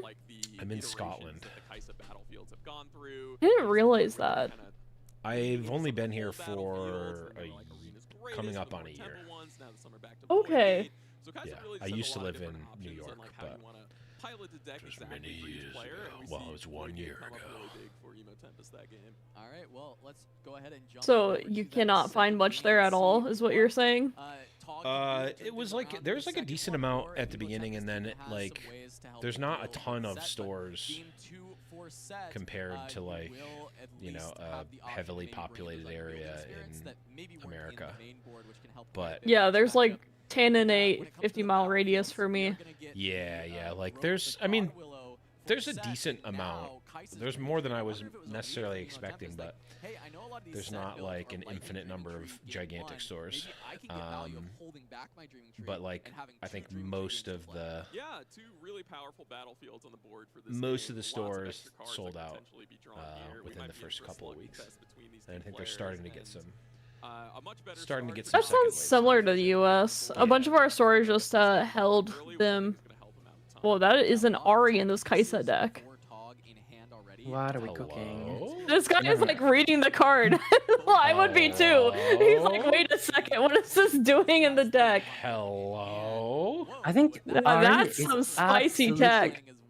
Yeah, Ari is insane into set specifically, which I don't understand why you would play. You would tech for set as Kaisa. I mean, this is literally teched for set. Set won the event in Georgia. 2 events, or 1 event. It won, and then it got multiple it got 2 in the top 8 of Vegas. It's like it's reasonable to think that there's going to be a good amount of set in this. Oh yeah, I thought there was going to be a good amount. Yeah. I thought there was going to be a good amount of course, Kaisa, as everyone knows that, and then Annie I thought was going to be going up because of how well it's performed. And of course, there'll be some Auroras and stuff as well, and then I thought there was going to be a good amount of sets, and then a bunch of people going for middle cards. able to get on board Yes. and Wait, just drop an Inquisitive and say, Talk "Look, didn't hold push this," in with the and Citria especially if in we end up Grove. seeing That's a Emo Tempest maybe mistake, with the I third think. battlefield even being a hold battlefield, this could make even more sense. But right now, we But saw Ari's the crazy. He's like, used against Tog that Ari just got a lot of value. against Tog, I mean, Inquisitive. the thing is, you have to Emo you have to Tempest get doing his best, you the know, Ari Kaisa off the fresh battlefield. in, You just literally like, hey, lose I'm the gonna game hold the Grove of the Godwillow. if Tog she coming in saying, gets a no, draw you from there. aren't, Oh, and just at least does getting the a trade thing. out for the Ari Inquisitive. Yeah, now considering if he wants to pay the buff to There's a reason why we get this Cithria, pricing on locals. he's just Oh, gonna sorry. The hold store I on usually go that, so he's to gonna hold be enough on packs target. to make local pricing. And it looks like just going to Yeah, I mean, That's what mine did. Like They- all of them. Some of them have run out at this point, Yeah. but most of them, I would say about half of them have packs left still. Rolling in, and it's definitely the kind of thing that when Yeah, you hold it they once, you did hold that it for a twice, while. I think things the can really snowball out of control. for better or for like, worse, Emo Tempest is the gonna get it for this turn. The buff's gonna come out. community Cithria that is spending at least buff near me safer, is and then she just quite gets is a like new one more from the set like brawler getting played. commander Oh, maybe not. players Brawler comes than from the like chance tournament it is gonna players. be a showstopper, so So they're like, oh, we just want to like show up to the Nexus night, get the Nexus pack, and then just play I like that decision a lot from like Tog. He's saying, multiplayer "Hey, I or know just this pick is up gonna cost me a games lot of for resources for my runes, but a you few just hours, can't let the Kaisa deck just which go is draw a nice, ton of cards but for it's free, or not. they Like, will Yeah. for you. And this is I very costly, right? You know, I mentioned that the first week I brought my like fully kitted Annie deck, and they're like, "Oh, I want to play 1v1." I'm like, "Okay, cool." And then I just like absolutely dominated, and they're like, "I don't want to play 1v1 anymore." I'm like, that's fair. Yeah, I've been playing Kaisa, and sometimes it's weird because some stores are just more competitive than others. Yeah. And sometimes I'm like, but they're still pack per win, and I still want my packs. Right. So sometimes I'm like, I would love to be like, hey, if you concede, I'll play this other deck instead, but Right. I also don't want to be that person. And then we Right. just play it out, and I feel bad at the end of the game sometimes. But some stores, I'm like, oh, like everyone here is playing pretty sweaty, so I'm good with that. Like I want to play some fun off-meta stuff, but also packs are so rare right now. I want to get my packs too. So I say that the players that come always are more valuable than the players that want to be. Yeah, no, for sure. I don't blame the stores near me for how they did it. I think that they kept they didn't get a ton of product comparatively from the start. So I'm gonna try to fight you in might, and you know, Kaisa's able Crazy. to do it. Set Maybe won not this as game. well as Set when it's firing on all cylinders, and we see a retreat. You think Set won this game? Yep. Continue to ramp up, draw I mean, that does have a lot of units out. Like, Kaisa does have a lot of mana and a lot of options and just your smoke screen. Played insane. As we saw the same exact situation. yes, on my locals, I had 3 Kaisa mirror matches in 4 rounds. That sounds about right. Tempest. This time, as is normal in the matchup. Well, I haven't back, and then been get it to forward with some of the stores in Glasgow, which Yeah, I and think it's pretty cool. I generally think like I has more happened to see competitive Keep like Holding Magic Glories in players, so I Tog's hands, and haven't he's been kinda there got yet. a lot of tools to make for, sure he keeps his units in play, wins Competitive these events. critical I combats. missed And I my will say, you know, Emo Tempest might be, hey, I'm gonna play around. I the missed first my Call of Glory, but playing around 2 is my bigger usually events really, because I really was hard. busy, in so I this didn't get to turn, play in you know, any Emo of Tempest the. plays out a lot of little What are the things, what is which the is other gonna be the like rough when the Tog event reveals where the you can Divine win the Judgment. I think it's gonna come out in this turn. I think there's a where you can lot win the of cards in Blitzcrank Emo Tempest's playmat. hand, a lot of runes that came from the retreat ramp forget what up. they're called. It feels like the conditions are Oh, met Summoner for Skirmish. Skirmish, that's right. I Yeah, no, it wasn't seems able like to go to Tog any of really the did skirmishes everything for the he could to season, navigate just to because I was basically the I had other perfect things Divine going Judgment on, but board, and I would be I really imagine if I went surprised to They if just it started it for us. Yeah, Like, there's they one started- today that I there couldn't was- go to. There was one today, but and I was actually going to go, but it was far enough away that it was like like $80 train ticket. I'm like, yeah, I need to win to break even, so I'm gonna not. Yeah. I've gone to 2 and I top 8 both of them and I won some money at one of them. And the other one I won some packs. And I wanted to play today, but it's my husband's birthday, so he wanted me to spend some time with him. So I had lunch with him. That's what I just came back from. But I'll probably play next week, and then Sunday I can't because I work. But here, like, they are every weekend. There's pretty much one since they could start doing one, which is really nice. There was a couple last week, and then there was only one that I saw this week. There might be one next week, although it doesn't matter because I'm going to be in Paris next week. So. Quite a symmetrical effect because Oh, you're going to the Paris event for TFT and Riftbound? Yeah. I was going to originally for TFT, but they took so long to give us any info, and I was like, I don't want to book a flight it was going to be like 2 months or something and not even know if I would have a ticket or not. Right. And that was kind of ridiculous. It's a lot easier for me to get to Paris than to anywhere in America, so I was like, when they put the tickets up originally, I was like, yeah, I'm just snap going and I'll figure out what like they said there's going to be Riftbound stuff there, I'll just, whatever it is, I'll do it. Yeah, I don't know exactly what they're doing there for sure, but yeah, I think I would have ended up doing more of that if I would have gone than TFT at this point, because I've been so deep into Riftbound now. Oh yeah, I'm probably not going to do anything with TFT. It's for a cycle, so you don't even get the draw from the Watchful Sentry. So you have to figure out what you can do with 2 cards and 2 runes to try and come back on board against a Who's that plays a Divine Judgment, which again resets the game. 2 runes, 2 cards in hand, 2 units, 2 gears. Everything else goes away. Because he's got Call the Glory, which is free because I haven't opened Divine Judgment yet. Yeah, I'm gonna be running as many Riftbound side events as I possibly can. Nice. Also You'll have to get some of the TFT gamers into it. A number of people I've seen at locals that I've talked to have been playing TFT as well. Like, there's a ton of overlap, so it makes sense that they would be together. There's way more people than I've seen in any other game that I've played that are like, oh, this is my first card game. It's like, it's not like, oh, I'm coming from One Piece or I'm coming from this. It's like, I've never played a card game before. This is the first one. I'm like, that's sweet. Yeah, this is the first paper one for me. I should clarify, I guess, because obviously I played like Hearthstone and you know, Elder Scrolls Legends and Legends of Runeterra. But yeah, this is the first time I ever shelled out for paper. Yeah. And it's been a ton of fun. There's something about being at a game store and like playing with the physical cards that like there's some it's the gathering part of Magic the Gathering that is the fun part, at least I find. I do like collecting too. I like playing more than collecting, but I do like collecting. Yeah. I miss that element in Legends of Runeterra so much. I was like, I just kind of hate having everything. Like, give me something really cool that takes me like to grind or something to get it. It's a thing that people like.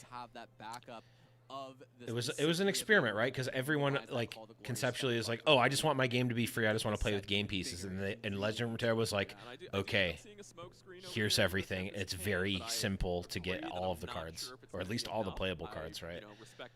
Yeah. And then it was like, okay.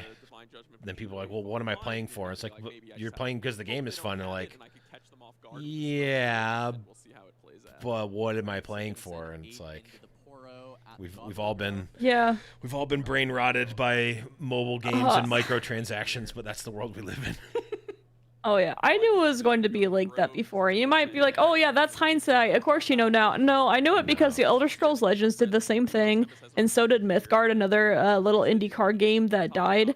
And they gave your cards pretty much for free, same way as Legends of Runeterra. And they, like, the devs kept track of like when people stopped playing, and it was when they acquired a full play sets of things. Like, that was a very common thing, and that's like why I'm guessing that stores, all right, this one is a guess, but I'm guessing stores that have packs per win probably do better than stores that don't have a pack. Or if you didn't have Nexus packs, those stores are going to be doing worse than ones that do have Nexus Knight packs. There's just absolutely, that can't be a reach at all. And people like having something to play for. They like having the extra stakes. Like, yeah, playing is a lot of fun, but playing with stakes is even more fun. Yep, 100%. Absolutely. Like, yeah. I mean, that's why I always liked Magic Online better than Magic Arena, but that's also a pretty boomer take. And that's old. Like, Magic Online is no longer good in terms of actually getting stuff, even though you technically get stuff. We at least have Nexus Knight packs. Yeah, the stores I've gone to have Nexus Knight packs too. And that's so good to be able to push over the top. And yeah, just perfect. Holding on to double Call the Glory off of the Divine Judgment because you've got that Cithri in play. As Kubi said, the game would be won by set about, what, 3 or 4 turns ago? At least. The set was they were both at 2 points. But I Yeah. mean, it was a 50-50, right? The set was either going to win or it was going to lose. Yeah, he's either going to win or going to lose. It's a 50-50. So the either win or you sideboard lose. has 2 unchecked powers on it. Oh, I want to see the rest of his sideboard. Yeah, I will say, I gotta say, great showing from both players there. They clearly both had plans. They clearly both executed on their plans. And Was that a you're fallen saying star sideboard? Normal. What am I looking at? It's because of Unyielding Spirit is my guess, but I still don't sideboard that. I still don't sideboard that. Okay, can I take back my vote for the winner or what? No, you already said it. No, I'm sorry. No, it doesn't work anymore. It doesn't work I actually anymore. think Alan is gonna win the whole thing. But, you know. What's Alan playing? Do you know? Kaisa, yeah. Of course. Anything spicy in the deck that is public and will not hurt him if you say it? No. Okay. No, there's nothing spicy, or no, you can't say it. No, I can't say it. Oh. Oh, let's So what's the spicy go. card? It's okay. No one's listening to us anyway, so. It's true. Chat, be quiet. Shh, don't snitch. Chat's not here. It's just us three. It's just us three. I'm texting Mo right now. Oh, can we just have a Mo versus Alan matchup on screen, please? Would love that. I would love Also, this is only round 3 of 9. I'm gonna play at one of my locals in like 30 minutes, and I'll be back later tonight, assuming y'all are still here. Sweet. I don't know if you're going for all the rounds or not. I don't know. I'm not the crazy person that Cass is in terms of just going until like 1,000,000 o'clock in the morning, but we'll see. We'll see. It's so tough because if they don't have the unyielding spirit, So game 3 will begin, and we did see the spicy Ari tech for Evo Tempest. Yeah, that is sweet. And it did have a really nice trade too. Whoa, didn't offer the cut on the rune deck. Wow. Wow. Wow. So we'll see. Now I'm gonna put an Ari into my deck for today, because I know there's always this one guy who plays set every night at this place. Maybe I'll put Ari in. Okay, so I'm. I would shuffle exactly like Tag. Why? No, but you gotta get cards to shuffle. Ooh, gag me. Wait, have you not? Wait, Kuvi, you need to be able to shuffle in person. I don't. What do you mean? Are you just gonna go to Bologna and like? Are you gonna have like an assistant shuffle the cards for you? I'm okay. I know how to shuffle. Oh, okay. More than Prismat at least. Did Prismat win earlier? I didn't get to watch the whole game. No, they got dismantled. Oh, by Nauk it's Pass. probably because someone can convince them to bring Teemo. Oh. Who could that be? There's some card shuffle ASMR for you, chat. There you go. To drop in and then have runes available to cast something like Array as follow-up. So it's gonna be Targon's piece. Double retreat hand. Yeah, double retreat hand against set feels so bad. Sometimes I'll, yeah. And a rain too. Wait, we can't see set's hand. If they have Unyielding Spirit, this game hurts. Most other decks do not have the buffs to make it happen. Yeah, I mean, I think one of the real strengths of set as a deck is you just have 3 battlefields between Dreaming Tree, Grove, The Secret and Kaisa mirror tech is Orb. Interesting. So you kind of get to cheat and not have to worry about putting. Oh, so repeat what you said about 3 Kaisa Wait, mirrors. this guy's using a die to keep track of his points. I thought that was illegal at high-profile events. What did I say about 3 Kaisa mirrors? I don't remember. That's really the weak point of my list is that I can't find enough cards. When I run out of steam, I'm just out. And actually finding ways to it should be, not have that happen by having because you can just manipulate the die and be like, no, I got the points. We'll see Well, multiple times I just accidentally have bumped my die before. I actually got one of those like little LCD tablets, and it's been working really well. It was like $6 on Amazon. Yeah, those things are usually this first one though, if you don't have a way to rebuff against the Kaisa, we may just see Codex Journal, boom, right there. My Annie Colors Codex Journal. Not sponsored. I bought this with my own money. They did not send me this for free. They didn't even ask me to do this. I'm just showing it off because it's cool. But this will give Emo Tempest a pretty good first crack in. So not pushing with to just score some points, pull ahead to a pretty nice 3-0 early lead. I'm gonna run in, get that conquer. Should be hostile, not wait, yet. Hostile takeover. Is that the that's the Renata signature spell? Oh no, wait. Okay, yeah, we're good. So You can sack the hold up. Renata hook. Hold on. Let him cook. Let him cook. And you know, it's interesting because I imagine I'm after so the last in. game, Divine Judgment is at the forefront. I think Spirit Forge may be the beginning of my complete jank deck journey, and like I've heard the rumors of the infinite bounce all of your stuff Annie deck, and the. Is that with the treasure trove?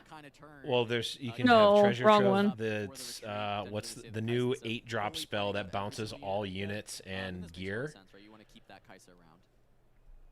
And then you can keep bouncing with Annie over and over again. Oh. Why is Sentry tapped? tapped? It'll go back to hand. You'll lose some tempo, but Kai'Sa's pretty good to just play again and again with the accelerate. Yeah, this is where, He just didn't ready his units last turn.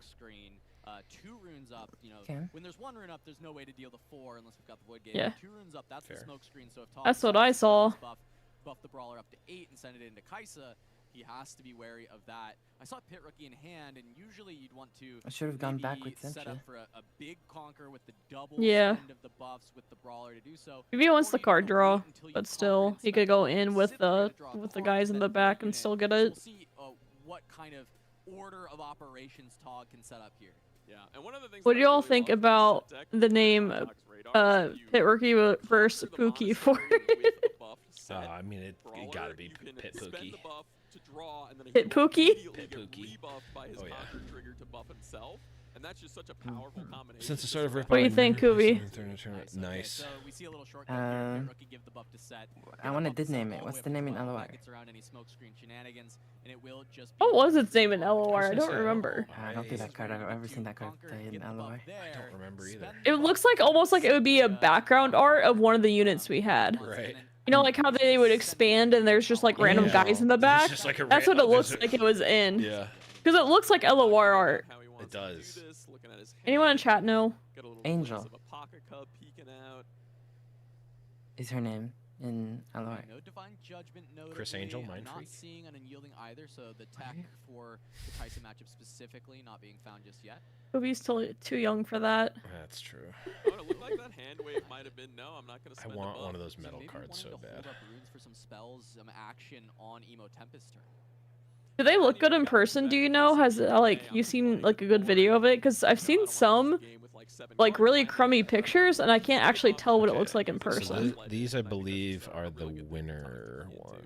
Yeah, I'm wondering. I'm trying to catch like all the cards in the hand to figure out what Tog is really wanting to hold on to, because this is gonna be 6 runes available, right? If he plays any unit, reasonably he should have I just sent you the video from Twitter. in order to draw a card, but he's gonna go for the challenge. Okay. And then 4 runes up. I think there's a primal strength in it. So exactly what we were talking I think you about retreat earlier that. with how maybe this Targon's Peak can actually kind of run into some issues where Tog Yeah. can have more range to play around the primal fury. Yeah, that makes Oh, they look a lot better in the video. Yeah. From Emo Tempest here, so he just got a ton of runes in Cool. play. It'll be interesting to see if he has any kind of If Tog haymakers taps to out, leverage all this he energy loses. available. All right, looks like a Pocket Cub is going to be deployed as the hidden, and now exactly 4 runes available for this Targon's Peak. Yeah, great moves from Tog. I wish I could see Tog's hand. So why are we still on rain? That's what I was wondering. It'll be interesting to see what Emo Tempest has Especially in Targon. The problem with Rain is Unyielding Spirit, right? But you could potentially find an opening for Rain to go under Unyielding Spirit if you make them tap out. By playing Targon's Peak, you're not allowing... the opponent will very rarely actually tap out because of the Targon's Peak untapping 2 at the end of the turn whenever they conquer, and they will always be conquering. So you're bringing in a card that's already risky into the... They didn't save their set. not make it so easy for everything to come through for Tempest, but he ramped so many runes. Are they supposed to? Maybe this Raven Bloom is They can't, because the set was hit 5 times with the rain. Even if they save it, it would die. So it was 5 hits on set with rain, which is 10 damage. So the 4 will, the first 3 will hit kill set. Even if you save it, he goes back with 4, and then the fourth and fifth hit will hit him in base and kill him. Yeah. We'll I didn't realize the targeting of it. That makes sense though. I mean, Rain when it goes off though, pretty good. No unyielding to counter it, but if he has unyielding, like the game's just over. Literally, like that's the crazy thing, and the game's just over on the spot. So it's the biggest risk, and it paid off. This is risky Kaisa tournament. Like just Yeah, I guess so. It's the they don't have it. Kaisa. Hey, Kubi, are you still voting for this player? No. Because they kept a Kathian in their main deck against that. But a Hidden Blade is just going to deal with that Raven Bloom soon. Wait, that Hidden Blade is I get why Tog's Gigabrain a doing little it. bit. Definitely a tough one though, because at this stage of the game, the 2 extra cards. But I don't think. He just drew Unyielding Spirit. Like, if he had that one turn earlier, like, if his mulligan was... I don't know if he mulliganed too, but, like, if he mulliganed 1 extra card, then the scheme is over. Like, that's crazy. That's why mulligans matter so much, too. Yeah. I mean, the hand is not good, but the set goes to 4 here. Going to 4 is really, really good. But the hand is not good. I mean, the only way Tog would get, like, a huge boost here is if Kaisa uses another Rain and then gets Unyielding Spirited. Yeah, Tog does at least. But I don't think Tog is in the bad spot at all. Kaisa needs Accelerate, like, ASAP, right now. Yeah, still on a good spot. Sylveon, you're cooking. Got a falling star. I am ordering what you're cooking with this Renata hook deck. Yeah, it's gonna happen now. Can you send it to me? I want to see it. Oh, there's not even a deck built. It's just typing out random ideas in chat, and I'm like, yeah, I'm in for all these. Wait, there's another Rain, right? You can Rain now because you're tapped out fully. You can mini Rain. You could kill... What do you even kill? Both? 2 drops? So many cards. And you accelerate? There we see a full redevelopment. We see a Hopeful or Raven Bloom, a lot of the kind of small units that Kaisa is known for playing, but realistically with all the backup of we see like Smokescreen and we see a lot of definitely want to clean that up, I think, where the points are so close. Kaisa accelerated. Okay, that's actually fine. Will be an accelerated Kaisa survivor instead. Should have started with that then. That's a big mistake actually. But no, just gonna clean up the Cithria. Leave Tog with nothing. You're saying start with the Kaisa first? Or wait, what were you saying? You might as well draw the card first. Yeah, yeah. Didn't he falling star something off of it earlier? No, it was the set in the back. Oh, okay, yeah. This is the classic Warlock draw last Keck W. Yeah, it makes sense. But being at 5 runes now, it would mean you can't spend power cost on any. What is hand? I want to see Tog's hand. Me too. I know there's a monk in there. There's Unyielding Spirit in there. Oh my god. Doesn't feel like your favorite use of this card to just try and put 10 over. Which is funny because Smokescreen just blows it out. Because no, Primal's 10, Smokescreen is 6, and that's not enough. Which is nice. Second hidden card could be another blade, could be another. Ooh, we've got a draft. There's apparently a draft list of the Renata hook. On the monastery, not a lot of cards left in hand. Just gonna be able to deploy the blade. Okay, surely with this 1700 game hand we could. Buy some space. That was instant. For the pocket cup to just stick around. I mean, you still draw. You still draw. Do not worry. As many points as possible. Because Voidseeker says deal damage, but you still draw. Yeah. Yes. Like it doesn't fizzle it. Yeah. You just, yeah. The damage gets prevented. Well, that's a unit. Yes. Yeah, but this is answered there by is that Hidden Blade. When your opponent has 9 cards, you don't really care about giving them 2 more. However, Emo Tempest is going to say, well, I'll just go to the other battlefield. We'll play around this potential Hidden Blade that is very likely there. Yeah, good heads-up play from Emo Tempest. Wait, that's actually not bad at all. Go in with Darius. Is it good? I just don't want to, run the Darius in, lose it. And I don't at know. this point, the 2 extra cards, as you said, really just wouldn't matter. I think it actually is. I don't think you can get hidden baited there. 6 currently. And you have smokescreen up to protect the Darius. I really like it actually. What did you miss? You didn't miss anything. Yeah, There's this so it's definitely can, you know, be a little best of 3 is really Tog to set cool. up the right Both players are saves, playing especially pretty well. against a deck like Kaisa Really, that's really so well. good at killing your units. If I ever stream like a summoner skirmish or something, I'm a little scared of Kubi watching me play. I'm not. I make the stupidest mistakes sometimes. That's totally normal. See, I make the stupidest mistakes all the time. Same. I played a game that may end up being a video on Jim Davis's channel where I like accidentally slow roll them at the end of the game just because I'm an idiot and I didn't do watcher math. Yeah. Yeah, Tog, but we you got just see there. his gears turning. He's like, how do I do it? How do I set up this double conquer next turn? And it looks like you were right, and he thinks the best way to do it is to get this monk Going down, for the hold. buff the cub, and then ship the turn back over to Emo Tempest. Yeah. Okay. I'm not gonna lie, This I is- I absolutely mean- hate the buff inside of the card sleeve. There's just a lot of these. Yeah, it's- it is it's starting to not annoy me. quite get over the top, and it looks like Tempest even considering just holding on target. Yes, receive, the or at least, Darius. setting up Ooh, the so, Darius is. potentially hold on the next turn, as this will be a ready Yes. Darius from the second card. Can double You should Darius play- in over the top of the pocket cup Wait. to deny the ability for there to be just a Yeah, single yeah, hidden yeah, blade yeah, saving yeah, the yeah, day. yeah. Yeah, Yeah, yeah, Tempest yeah. just with an embarrassment of riches, Wow. able to throw his weight around. I mean, double Darius is brutal. Oh wow, okay, so Tog actually Really, really tough to deal with. instead of trying to draw his own cards, even though he knows that this Darius can come in and deal with the pocket cup, gonna rely just on the showstopper and the single pocket cup with that Kinku Monk in the back line, really hoping for a big top deck. Yeah, I mean, it's not impossible. I gotta say, Tog has done a great job of just like playing to his outs and just setting up a board state where it is conceivable. Crushing that for him to pull monster. off the double conquer. And I gotta say, it would be pretty hilarious if Kaisa, with just 11 cards in hand, just dies to the set with 2 runes and 2 cards in hand. Yeah, I It's think a lot the of cards in hard thing is hand. that it's 4 runes, so some of I your mean, Set bigger can. units It's that finish the actually game, so yeah. close. come through Yeah. on this turn.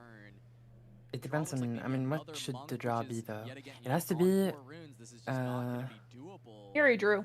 Emo Tempest just laying out his massive. You're another Showstopper's monk. Not bad at Or all. showstopper. At all.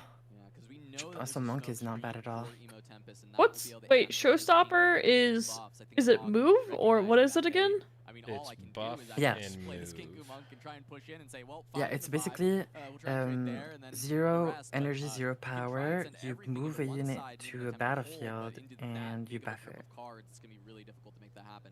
Yeah, I have to imagine Tog knows it's. Well, you So move he does something this, in and the then back. he's going to move you know, after do the best this. he can, find the best board state, Yeah. and just give himself a fighting chance. But we See have that is both of them going into Ace has got Monastery options. and then potentially using a buff to draw an additional I until don't like the monk. I yeah. don't like the monk. Facebreaker Oh. that can also Oh. maybe find the win off of hiding that. Smokescreen gonna come down. Ooh, we might actually be about to see the rare off. Hey, is there like a link to the bracket or anything in this tournament? Like, can I go see like how Alan and others are doing? And that is yet Ref. Kaisa finding the win. Just I don't No, know. there's no peeking bracket, I out think. over the set this time of Tog. A very Even cool though game, though. gonna start It's this probably tournament. in the Yeah, you know, you like see the right app, there, that but I set don't deck know if there's like clearly if you came can to this view tournament the with Kaisa in tournament mind, as had a someone game that's not plan in to the try to beat tournament. it, was able to do that one game with the Divine Judgment. Yeah, and that just makes the raw sense. power I also Kaisa, don't even know if the even like when the standings target's and on your stuff is back, in the Kaisa app when plows you're in through the and tournament. finds the I win. actually don't know just the answer. one card short of finding the Feels tech like I to just find overload the Kaisa app. to be able to stop Yeah. the They're Captain so Rain from smooth with just how they carrying through handle the their entire board. cards. Just that one Yeah, Yes. those are 2 veterans. would have made all the difference. Yeah, No, you that's know, something that I can there's a always moment tell where when I'm playing against people if they've been playing card games or not is the Oh, way that yeah. they handle the cards. made the hard Yeah. decision. I think I And I'm used like it when here it's like clunky and like, oh whoops, my rune fell on the ground. Sorry about that. Let me go grab that. Oh yeah. Rounds in the books. We're gonna swap you got- over to some of our other lovely casters gotta get going the- forward for the the- next the few card. rounds. But before that, we'll have a short Yep. break, The card and flips. then we're back with more of the Houston Okay, it looks like we're gonna Regional go on a Qualifiers. quick Don't go anywhere. break here. I'm also gonna go on a quick break here. I'm Chat, get gonna yourself actually some- head out. Oh. Okay, have fun at the event. Fun. Yup. Hopefully I go 3-0 and I open an overnumbered card. Wish me luck. Good luck. Alright, I'll be back if y'all are still on after. See ya. That's good. Bye bye. Thanks for casting with us. Oh, what is that statue? Those are the. I think they're I forget what they're called, but they're like in the Riot merch Vager. store. Wait, she just called Vagar Vager. Yeah, like vinegar. So I have also heard that you can redeem your prize wall tickets for these alternate metallic cards. So like Hold up, the I want to see coveted the best metallic of card. prize, but they're a little bit different. What can you show me about those? Sure, I'll show you my favorite champion, which is Set. He is amazing. Wow. The texture on these are really great. I really want it. Wait, this is metallic set. That's metallic crazy. set, but not the best of one. It's just regular metallic, There's not also one more thing. like Personally, you know, I not watch the a lot of crazy League of full Legends, one. and I'm a big fan of Teemo. I heard you guys have some Teemo hats. You think there's a world where I can maybe snag one and take it to the broadcast desk? I'm pretty sure you could if you tried. Awesome. Well, thank you so much, Tara. That's one of the many things you can check out here in Houston I at want the to Regional snag a Teemo Qualifier. hat. Actually, You don't want to miss out the next one. Something else. Okay, I'm gonna go eat some dinner. Okay. And then we will be back. Chat. Thanks everyone for hanging out. Myself and Kuvira here. Well, Kuvira is gonna be keeping everyone entertained while I run away. It's only 2 minutes, by the way. 2-minute break. Well, I'm taking a longer break than that, so. Oh, okay, no we'll see. worries. Be back in a little bit, chat. Bye. Wait, that's Cash. In the back, that's Cash right here. Look at my mouse. I can't see where your mouse is pointing because I'm not looking at your stream. Oh. But this is Cash, I think. Let me see if I can recognize anyone else.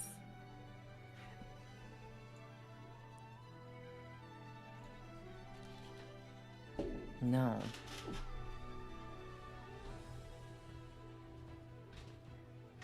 Do y'all recognize anybody?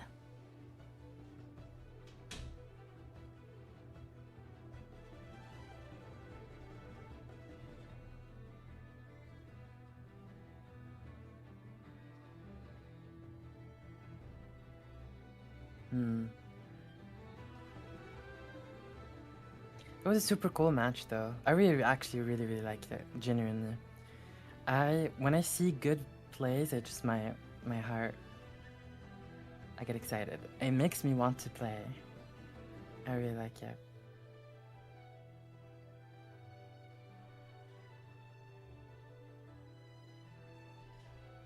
How do they select the matches to show on camera? I think they select undefeated people and maybe people that they know, or like, for example, Tag is like known for Set, right? So they selected him because he was undefeated as well. I think any known person or someone who's undefeated with like a rogue deck or something. Welcome usually. back, everybody. I'm Barrett Bryant, joined by the wonderful Aaron Barrett. Basically. And I didn't get to take one of those Teemo hats like they promised me yesterday. So maybe in the future, after the event is over, I'll get myself a Teemo hat. Where's Casanova? But, what do you think about Teemo? Because we have yet really to see a Teemo really explode into the tournament, except for Prismat, right? Yeah, we got to watch Prismat earlier, but Prismat did end up falling to Knockpass in some games that maybe weren't the closest, but I do think Teemo is one of those decks that has a really high chance of doing well this weekend, and a lot of really great players are playing it, including Prismat, but you can't win them all, so I'm really excited to see more Teemo coming throughout the weekend. I think it's very cool that the casters are one actual caster and one game designer casting the game. Yet, you know, I'm thinking, of course, the Jinxes of the world. Don't you think I think it's that's about really time cool. for us to get a Jinx matchup here on the desk? It is always time for a Jinx matchup. Jinx is probably my favorite. Jinx is so bad. I'm really thrilled to see someone playing Jinx, and it's someone that I know and I'm a friend with, so I'm really excited to watch. Yeah, absolutely. So, of course, we have that one coming up, but we don't want to spoil too much yet. You know, we want them to get to know us just a little bit, of course. Jinx Aaron, is you work with the game. And will probably always be worse than Annie and have your insight for me on the desk, you know, going through all these Draven. rounds, seeing all this Riftbound play, and you've even had the Competing in privilege some to kind do of some qualifier like this card would be slinging sick. here at the event I as want to an be in employee. there in the Tell me about future. the experiences you've seen from finding and playing against Oh, all of these I'll be players. in the Italian one, personally. Emotion in the room I'll be is bringing incredible. Spell Aggro People to are the so world excited. soon. Everyone just wants to get more Riftbound under their belts. Games and games and games being played all over, and it's so awesome to see as someone who works on it, and it really is super gratifying. And I'm really happy to get to be here and watch and talk about more games. And You already have somewhere to sleep? Oh, all does sorts that of mean? things. I will say my favorite was a Jinx deck. A little sprinkling of some Spirit Forge cards maybe in there. Ooh, Really exciting. great time. Love that, absolutely. I mean, I love card slinging. I just think it's one of those fun opportunities where you get to have these people interactions. Because at the end of the day, we're all human beings, and we just love Riftbound. We love card games, and we're so excited to be here in Bologna? Houston, Texas, for the regional. No, I haven't took any. No, I haven't. Round. We are moving into round 4 here But I in think I'll Houston, Texas, probably be and we've got a very nice surprise get an here on some of our Airbnb or players hotel that we're gonna be alone, visiting. It's because Jim Davis, playing in a big event will always be nerve-wracking. Content creator as well. Yeah, So I don't Jim want to. has I made feel a like good name sharing for a himself on room the Magic scene. with Is people will starting also to be get into Riftbound nerve-wracking. content creation, really awesome stuff. As I said, I don't know how to I'm a explain it. Friend of Jim, so I really want to see him do well. And I mean, I love What Jim. set 2 legends are you excited for? Aurelia Kaisa, daughter of the void, as and well. So Jinx versus Ezreal. Kaisa, and Jinx plays a lot of her spells of her own. Of course, you know, different legend, different abilities going forward. We're going to be jumping into this game 1, and I'm very excited to see what's going on. Yeah, it looks like we have. Is it the open Dreaming deck list? Tree No, coming in closed. From Kaisa, pretty stock, normal opening game 1 battlefield, pretty safe for both players. However, against Jinx, maybe some cleaves in there to draw. So some cards Jinx of her against own. Kaisa? And Zon Warren's a similar thing for Jinx to have. Yeah, absolutely. Raven Bloom turn 1, pretty easy representation. And then also the Zon Warrens as we pass back to Jim, you know, as long as he can get a unit like Jim a Traveling Davis Merchant bring on in the board, Jinx we can because he easily got start enough getting likes on a double YouTube advantage post. of the same abilities. Uh-oh. But instead, it looks like we're going to be immediately be playing our Jinx Demolitionist with a double discard of Flame Chompers. What's We the have number no up runes anymore, the Aaron. cam? Well, I've said this a lot of times. If anyone's heard The me play 0? Riftbound, I That's will the say, point. runes are for suckers. What the hell And is the this is a start? play I Oh, we're love. back. You know, turn 1, And Jim is on, and it's Jinx. Yes. Even if you do get Also, look at the Falling Star, board. you're pretty likely to take a battlefield. Okay, we've got And There's Jinx. 3 units turn 1. Yep, the Jinx it's deck in classic. particular, And usually who really needs set up runes? well to play off just a small number of runes. This is exactly the kind of explosivity, and like we even watched Jim Bear Literally kind of pause for a blasted minute 3. and thought about it. The right number? The right number is this Saw person's everything score. hit the board right I off like the it. get-go. I mean, especially using the champion unit right now, because we only had to play the 2 cards from our hands, which we were discarding anyway, and the other card was free. It came from our champion zone. Yeah, it's the person's Yeah, you score. can see in Jim's hand, he actually has a scrap heap. He had a really important decision on that Jinx turn 1. Do I want to keep one of those runes and just discard a scrap heap? Yeah, it's just Back not to 0 updated. runes. No, I want all the boxes in play. Easy. I want to make sure I'm pressuring you, and I want to be able to get ahead, because against a deck like Kaisa, they do have a much better closing power than Jinx. Yeah, and speaking of that, even combating the board power, as we had passed back to J-Dog on that last turn, we then Imagine proceeded Fallen to Star. progress the board state. No. We moved our I own won't. Raven Bloom student up to the Zon Warrens, got our movement or conquer ability, and then we, on the next turn following, played another Raven Bloom, and that knocks us hopeful, of course, with that discount on the Legion ability. But as we pass back to Jim's turn, we're moving things up. Flame Chomper is having enough might Okay. to combat against that Raven With Bloom discard right off the scrap heap, get-go. draw Yeah, 2. I really want to call out what J-Dog did here. He moved in with that Raven Bloom student, didn't leave up any energy for a spell, played 2 things, knew it was going to die to the Flame Chompers. But This that's a was the pretty big matchup flag in the ground versus saying, the "I exact think deck this and the game is exact about person racing. playing the deck that I want was these talking points. about I earlier, need where to I beat you. accidentally slow You rolled put 3 Jim. things into play turn 1. What can I do about it? And I was Yeah, playing Kaisa. absolutely. And so now we have the decision here.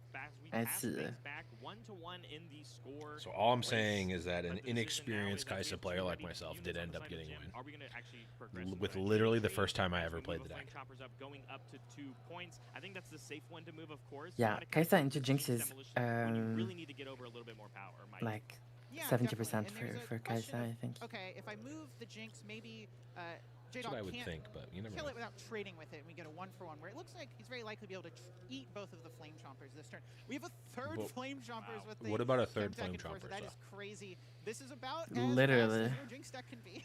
No, and like you said, runes are for suckers, right, Aaron? So we're back down to 1, and as we pass back to Jinx, who then goes up to 6. Like if Fallen Star here happens, again, it's over. It won't though. Like That's the thing. This here, is the tournament of they don't have it. And they never do. Is a Noxus hopeful, And they never will. Our Ravenbloom student. So it's not necessarily enough that you feel comfortable going in, except for the hopeful. But we have 6 runes to play with. What do you think you could anticipate coming down right here? So again, Kaisa here, turn's a big turn for the Kaisa. you only need to go to a Darius, to 2. also 1-mana spell. You don't push with the students. Maybe with the Dreaming Tree in particular, you can draw 2 cards off of Stupefy. That's really strong. Just develop in the back. Don't push with the students. Opening up. Again, it seems like J-Dog is about 3 flame chompers in 2 turns. Nice game, right? True though. You don't Ray there. You have to be even a little careful that if we want to do a Kaisa accelerate play, conquer for the draw on the Zon with the conquer ability, you know, you have to be a little worried because that demolitionist is still on the other side of the table, and so are you kind of just throwing the Kaisa away if you tap out to do so? Yeah, no. It seems to not be the play. The strength of the deck is keeping your runes up. They just play. Get discounts on them. Of course, we've already used they played nothing. Okay, I need to explain why that wasn't good. What did that Ray actually accomplish? It cleared up a unit on the battlefield, which means that you're opening up that zone for the Jinx to conquer and trigger a discard draw again. It does nothing. Literally nothing. It's worse than nothing. Absolutely. I think it's going to be another one of those flame chompers. As you said, we found the 3rd one. We might as well use it to our disposal. See where the turn goes. Go into the Zon Warrens, see if there's any contest. There isn't. Go to 3, and now we have the Zon Conquer effect again. Yeah, I wonder if Jim's thinking about discarding the 4th flame. So we let them discard draw for free? We just gave them the discard draw? Do you get to play with 4 flame chompers, whereas like I don't get to, but you know, do you get the added benefit? Yeah, the dev whitelist is really Absolutely, but yeah, deep in the tank here for Jim because, like you said, we have these strong attackers at our disposal in our base, but once they get to the battlefields, the assault is not live while defending, so we can be afraid of something like a 1,000-Tail Watcher play. You brought up the Darius that's in hand. It's going to be very susceptible to a Darius that can ready itself in the same turn and gain that extra 2 might when we only get our extra might on assault. Yeah, so here it is one of those things where Jinx is really vulnerable. So Jinx is at 6 and Jinx takes 4. That's a pretty great place for Jim. He didn't get to take that battlefield, but you know, there's so a lot of ways that could that, right? If there was a smoke screen, that ends up with the Jinx dying and the hopeful still staying. So I think he's probably reasonably happy about this. Yeah, I think even the recycle that, you know, Jinx did have to actually pay for instead of, you know, being able to use your legend because we've already done it from the Hex Deck Ray from the turn prior. But like you said, moving in this Chemtech Enforcer to just get the point on the board, going to 4, and so now it's basically just up to J-Dog if he wants to try and compete and keep up in Jinx only having 3 runes though on turn like 4 or something is kind of crazy. Pretty hilarious. Yeah, so this is a situation where J-Dog was really patient with this Darius in his hand, and now once he plays the Darius this turn, as he has a second spell to ready it, Jim doesn't really have that base presence to pressure the Darius anymore. So if you play Darius, play a spell, go in and get rid of this Flame Chompers. This is going to be tough for Jim to have enough resources to actually close out the game. It's like both of these units are dead. That +2 might on defense almost certainly is a huge swing, especially if the reason you got there was by playing Stupefies. You know, because it's the same reason why you like playing a Raven Bloom. How about all 3 of the units are dead? The extra, but here comes the first Falling Stars of this match. Really important card in this matchup. Jinx, I do think is reasonably good against have you ever they don't draw a bunch of Falling Stars. You do played a multiple day person event? It's hard alone. But this situation, kill your thing. I've done it once and it's depressing. I would advise to not do it alone in a hotel.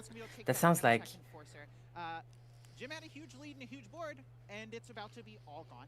No, I think I would do fine alone. Just like you said, there's a world where we could have it's not impossible. It's not the worst, but it's better to have a group of people there. Like it's just. You know, there could be something that he could play. But I just want to go incognito. Go to my hotel alone. Go play. If I top cut, great. If I don't, I go in and go out. No one knows that I exist. You know. Yeah, and I think what it just sounds so much better. I have this Darius. Now I can play this Darius, and Jim's tapped out. Nothing that could. can happen. I'm going to go in and get this Chemtech Enforcer now. You also I don't meet think people it ever there. crossed J-Dog's mind that this Chemtech Enforcer was ever going to hold. Yeah, absolutely. As we pass back, going to 3 here because that other point was denied. True. And we are going to be passing back to Jim. Going to have 4 runes to play with, 2 cards in hand as we draw for our third. Not a lot of room to really battle this Darius. I think if I go with a group of people, I need to be really comfortable with them. First turn we've seen Jim have 4 runes in play, so Especially if we share the same like room or the same bed. Well, the same bed obviously, but. And that's really what he needs here. Yeah, and followed up by another 2-cost. The hotel is less important than like. It's nice to like keep up with how other people are doing and like just have a play. Like it's always nice to have like, oh, this is the table that people go and like hang out at after like in between rounds. Like you don't need to go there, but it's nice to know that like people will be there to talk about the round or whatever. It's nice usually. Okay, but can I say something? Yes. Here's my counter. I see what you're saying exactly, but here's my counterpoint. I am someone who I'm okay. Like I like socializing and everything and talking, whatever. But you know, when you're outside or whatever, you have like some like battery or like social battery or energy overall, right? Yeah. Being around people is not something I dislike, but it's definitely something that drains my. It's like, yeah, there's just my battery drains faster, right? Yeah. If I'm playing a 12-hour day tournament, and on top of that, I'm draining my battery between rounds. Well, it's not like you're doing a press conference in between every round. Like everyone else is also playing in the tournament, and it's easy enough to be like it's quite easy to be incognito if you want to be. But if you want to, like, even just like stand in the group and hear other people complain about how they got top decked, like that can be a battery charge. And if you don't want it to be, it's easy enough to just walk around and like go look at like a store or something and not. It's easy enough to do that usually. For sure. Big moment for his planning of how the next like 3 turns of this game. I've done it both ways, and I prefer to have like a group. I think it's not just about those 3 cards, but you now have information. That's me personally. You will not see basically the rest of the game. So what you choose to recycle from that effect does mean a lot in these games for Riftbound. And so hopefully we're going to determine. Okay, we haven't talked about this game a lot. Jinx has been destroying her runes this whole game. There's no board. Incredibly hard matchup for Jinx, but she's fighting. And we're going for points. The main problem with Jinx is she doesn't have any good finishers really. For example, Kai'Sa has Thousand Tail Watcher, which is a really good finisher, obviously. She has Time Warp, which is actually a finisher as well. She has, yeah, well, those 2 main ones, Darius as well, sure. But Annie has Via Ride the Wind, which is a very strong combo. That's why he has just broken units and broken stats overall, and the dragon. Jinx just doesn't have finishers. Like, how does Jinx finish the game? We saw a fight or flight get discarded already, and we've already talked about Tide Turner. So that's the biggest issue. No clue which one this could be. Yeah, I mean, I think if you are J-Dog, you're just going to assume it's Fight or Flight, right? Yeah. A lot of these decks, that's the only hidden card they play, especially if you're used to playing against something like Annie. That deck tends to only play Fight or Flight as their hidden card. Well, it's going to get killed, so we're going to see, and it's a purple Teemo. That is not a card you tend to see in these decks, so you can't really predict. J-Dog doesn't have an Accelerate or another answer here. It looks like Jim's going to get to hold the score a point. That was crazy. I did all of a sudden having an extra. Yes, we have an Accelerate. We literally just put a Kai'Sa back in our hand. Because of the context you just explained, but Kai'Sa's trades. It's not just about it being a yeah, we just send it to the Zon. Your opponent thinks it might just be a spell. Oh, Darius. There's a second Darius for J-Dog this game coming into play, and because we've already baited out our first card for the turn, the ability that says it readies, it's going to come in and easily get rid of that Teemo. Yeah, it looks like J-Dog did leave up 3 for a also, second biggest habit or thing that I see people do, specifically on Kai'Sa, they think that Kaisa is like a full Spellslinger deck that you need to actually play spells every turn. Just develop in the back. 70% of Kaisa's best plays is to develop in the back. You know, an offensive swing with the hopeful, give it a cleave if we had another copy, you know, getting that Dreaming Tree repeated proc, but we're already getting these one of the unlocks for me for Annie was like, oh, I can just play Kaisa for 4 mana. And that's okay. That's totally okay. Like, oh, even if I technically have the ability to accelerate here and even conquer and draw the card, I don't need to do that. I think this is a sequence that another one that's pretty good for Jim, though. With J-Dog getting up to this many runes, things like Time Warper on the table, Thousand Tail Watcher, they become really big plays to try and get ahead. Yeah, absolutely. Wait. That's even a situation for J-Dog. If he gets to 6 runes, What happened to Jim? No, the biggest... find out very quickly. I think like a Time Warp can What happened to the game ender sometimes for either doing a double conquer. Oh, this is a funny interaction. Okay.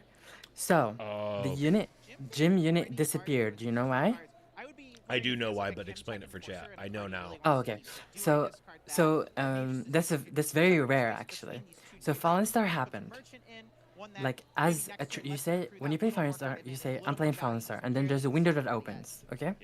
The window that opens allows for reactions. The reaction that was played here is retreat, which retreats the Darius back into hand. Fallen Star was played, so it says deal 3, and you can do that twice, right? You have to target. It's not a choice. So you have to target something.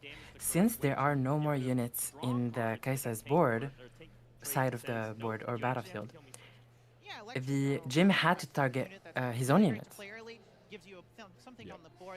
So we literally just Fallen Starred our own unit. Classic.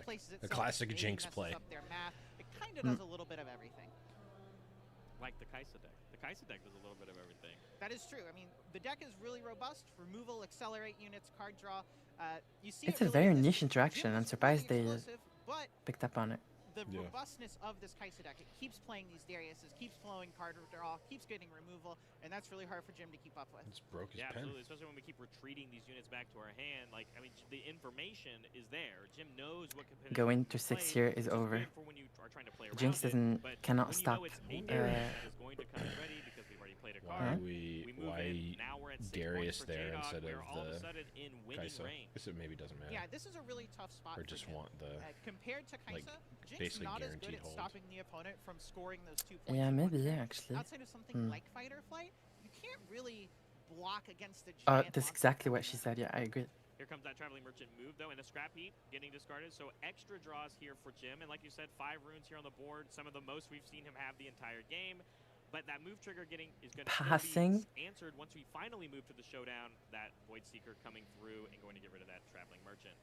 Yeah, Jim with no board here, 5 points. Oh, passing priority, not passing. I can see if he has Vi Ride the Wind. This is a turn you maybe have to. This is looking to see if there's any tech cards I need to plan for in game 2. Look at the graveyard, I think. Literally. Like you normally would with that combo, instead just back the Vi up to the base to have it ready for next turn and hope you can have something happen. Oh, there are 2 Vi's. Who won last game? Tog or the Kaisa? Kaisa won. Yep. It was close though. So unless we have a very important trick, specifically like a Hex Tech Ray for the Lecturing Yordle, but any unit that comes in ready, like the Kaisa that we know is still in hand, will be enough to close it out. And I think Jim sees that and says, let's go to game 2. Game 1 going to J-Dog. So pretty explosive from both players here, Aaron. I mean, we know how quickly if Jinx wins this game, I'll be very surprised. All of your runes at the this beginning like of the game. I love plays like that. Yeah, it's really sweet. I mean, I did say runes are for losers, and unfortunately for Jim, that was true. But it is kind of the things you're trying to do as the Jinx deck. You're not winning the long game against Kaisa. They have more card draw. They have bigger monsters. They have better removal. The one thing you have is that essence of speed and applying all these units and really being able to threaten both battlefields on turn 2. And there wasn't a moment in that game that Jim didn't attempt to regain that tempo, regain that speed, but when you see the right removal pieces of the Kaisa deck, when you have the retreats to continuously save your units that also still come in ready to contest those battlefields, the point discrepancy catches up very quickly, and that's how game 1 goes over to J-Dog. So I'm excited to see how the game 2 adaptation comes from Jim, because being able to go first, thanks for the follow. Y'all the gamer. play. Yeah. So I think Battlefields are really going to have to mix things up here, or maybe just speed up the game a little bit. Maybe something like an Arena's Greatest, right? Right. I think one of the things that really makes me like Jinx is the fact that your 3 battlefields you get to pick are all good for you. Yeah. I like the commentary.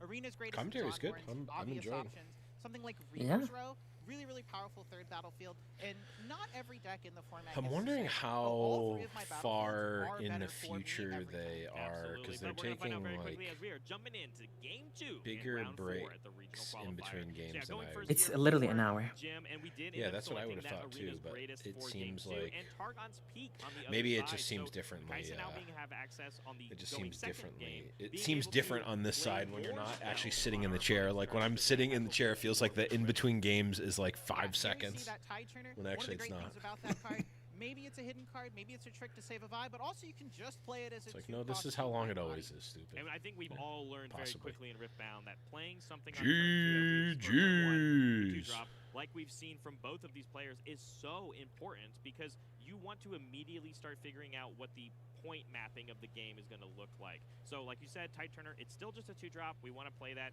and it's going to easily be able to move into one of these battlefields. Tidebinder. If we plan on tapping completely out to play some The units. Wait, this Tidebinder Jinx move. list looks spicy in a. Oh, it is. It is spicy. It's cool. It's a cool list. It's just like all the things you said about Jinx are true, unfortunately, for Jinx. Do we have the removal? I think. It looks like we Can, do. That's I'm gonna really say something easy. crazy. Okay. Just like you said, and so that Tide Turner, I unless we have think some sort of trick as Jim doesn't immediately the know, hardest it's gone. deck to But win with now 4 runes to play with and in now set 1 tapped out, is Jinx. What are you going to do now to set up your board? But this is now I think as Garen easy is because of that better. I removal, think like you Lux said. is better. It's I think Leona is better. second. I think Garen Yasuo is better. Has This is one of those situations Aurora, that so is that's kind of a freebie. has I'll that give you Jinx that. in the champion zone. Can choose to play it, take it to the battlefield, maybe get that Targon peak and ready to Lux his at runes. least has Maybe ways get to something win the like a game. No, Firefly. I can see But where you're going with doing it. that really sets you so far behind. Here's a brazen I guess- I think Buccaneer. Jinx That's is What if the worst legend in set 1. But what if you play the version that's like hyper, like it, like the one that used Sun Disc and Draven Yeah, and that all one's that, not like bad. that at least, and like the Rasas and stuff like that looked pretty sweet Sure. actually.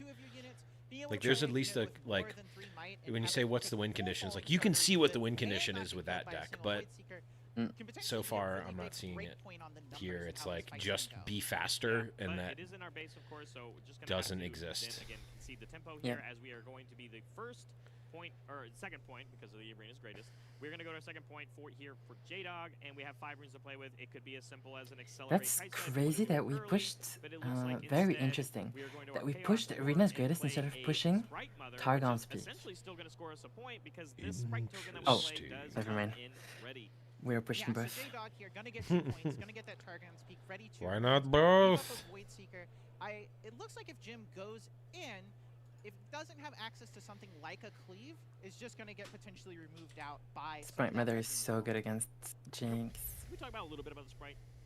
It feels so bad attacking into a temporary Best unit. card Jinx can have here is Fallen Star to kill Student and the Mother in the back. Yeah. The situation of, am I just supposed to not score here this turn? Am I not supposed to make that trade?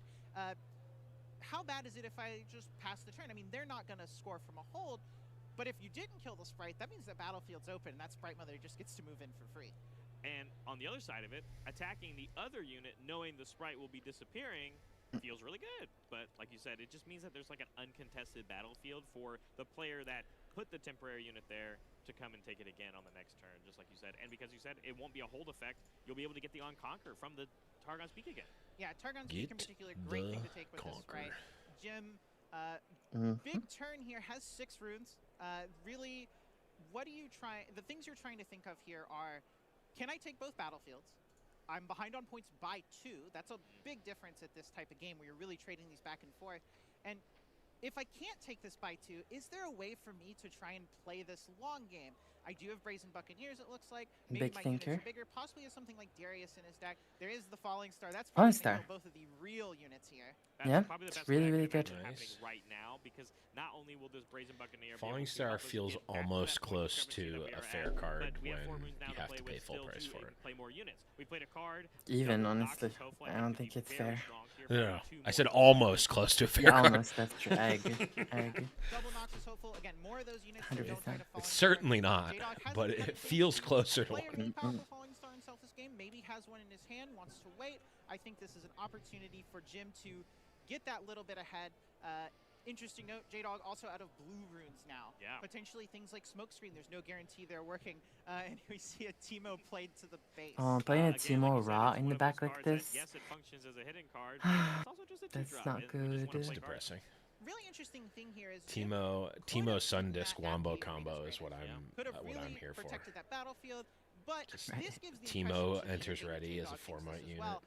Jim must not have more units. This is the only way Jim is able to contest that Targon's Peak and contest trying to destroy that. Okay, we get to 4. Give ganking really to True. except for the vibe. Well, Right, I guess unless play, there's it a has ganking. array. So how do we move to that other battlefield without having something in our base? To No move blue over? runes? But it looks like it was just another reset turn for J-Dog as we just played a lecturing Yordle. Oh, and that's that true. Noxus Hopeful, getting a little extra value, holding 1 rune up as we pass it back to Jim, and this Teemo stayed alive. Oh, so we're okay. into Targon's Peak. We're at So 4, Jim's that's a gonna have good break 2 runes to point. play with at the end of his turn, no matter Surely what. Jinx But we can have take it. 6 to play with now, once again in that same Now spot. the question is, This is still the most runes I've seen Jim have this whole match, basically, because we usually is throw Jim going to seal his way into day 2 by retreating that Buccaneer? Cards on our board, but instead here comes that first 5 for this game. Yeah, there's a couple things going on here that are really important. One, Jim got to 4 points and is ahead on the race compared to J-Dog. If they both score 2 points, Okay, leaving it. Jim will get to 8 before J-Dog does. They was behind by those 2 points, was able to find his way back because of J-Dog's weak turn there, and also now having to Maybe Vi doing is what does it, you know? not what you want to do against Kai'Sa. Now it is vulnerable. Still got to that get to the passing 6 lane, points that though. falling star makes it way harder to get that ride. But the if you wave can combo get to the later 6 point, when you're that forced to play it now. does. Yeah, I think any sort of very That is high good. play, a Kathian Rain type of idea, or even a Darius here to contest against this Brazen Buccaneer. It's Yeah, we just don't so like scary retreating for our this to be in, units. Because I feel like both of these units out of these battlefields are going to be gone this turn, like you said. I'm And just we're gonna wondering go to what 5 points for J-Dog's side, what and then you're Jim staring at the has, Vi, because it's but if like it's something on instead of a board you go spell, like a double target attack the and Vi, then then it feels like Kai'Sa the entire accelerated. board Like is that's just gone once on. That's again. face up. Void Seekering the 1/1. Yeah. So what do you do against that? You have to do. It Maybe that's the type of Flash? situation where it gives the impression J-Dog Maybe Flash. can't fight through the Brazen Buccaneer without Uh, using both units, or really is trying Yeah, to I guess you draw probably into something wouldn't powerful to flash the play Teemo this there. turn, You just let that possibly happen. a hand of just all spells and no units.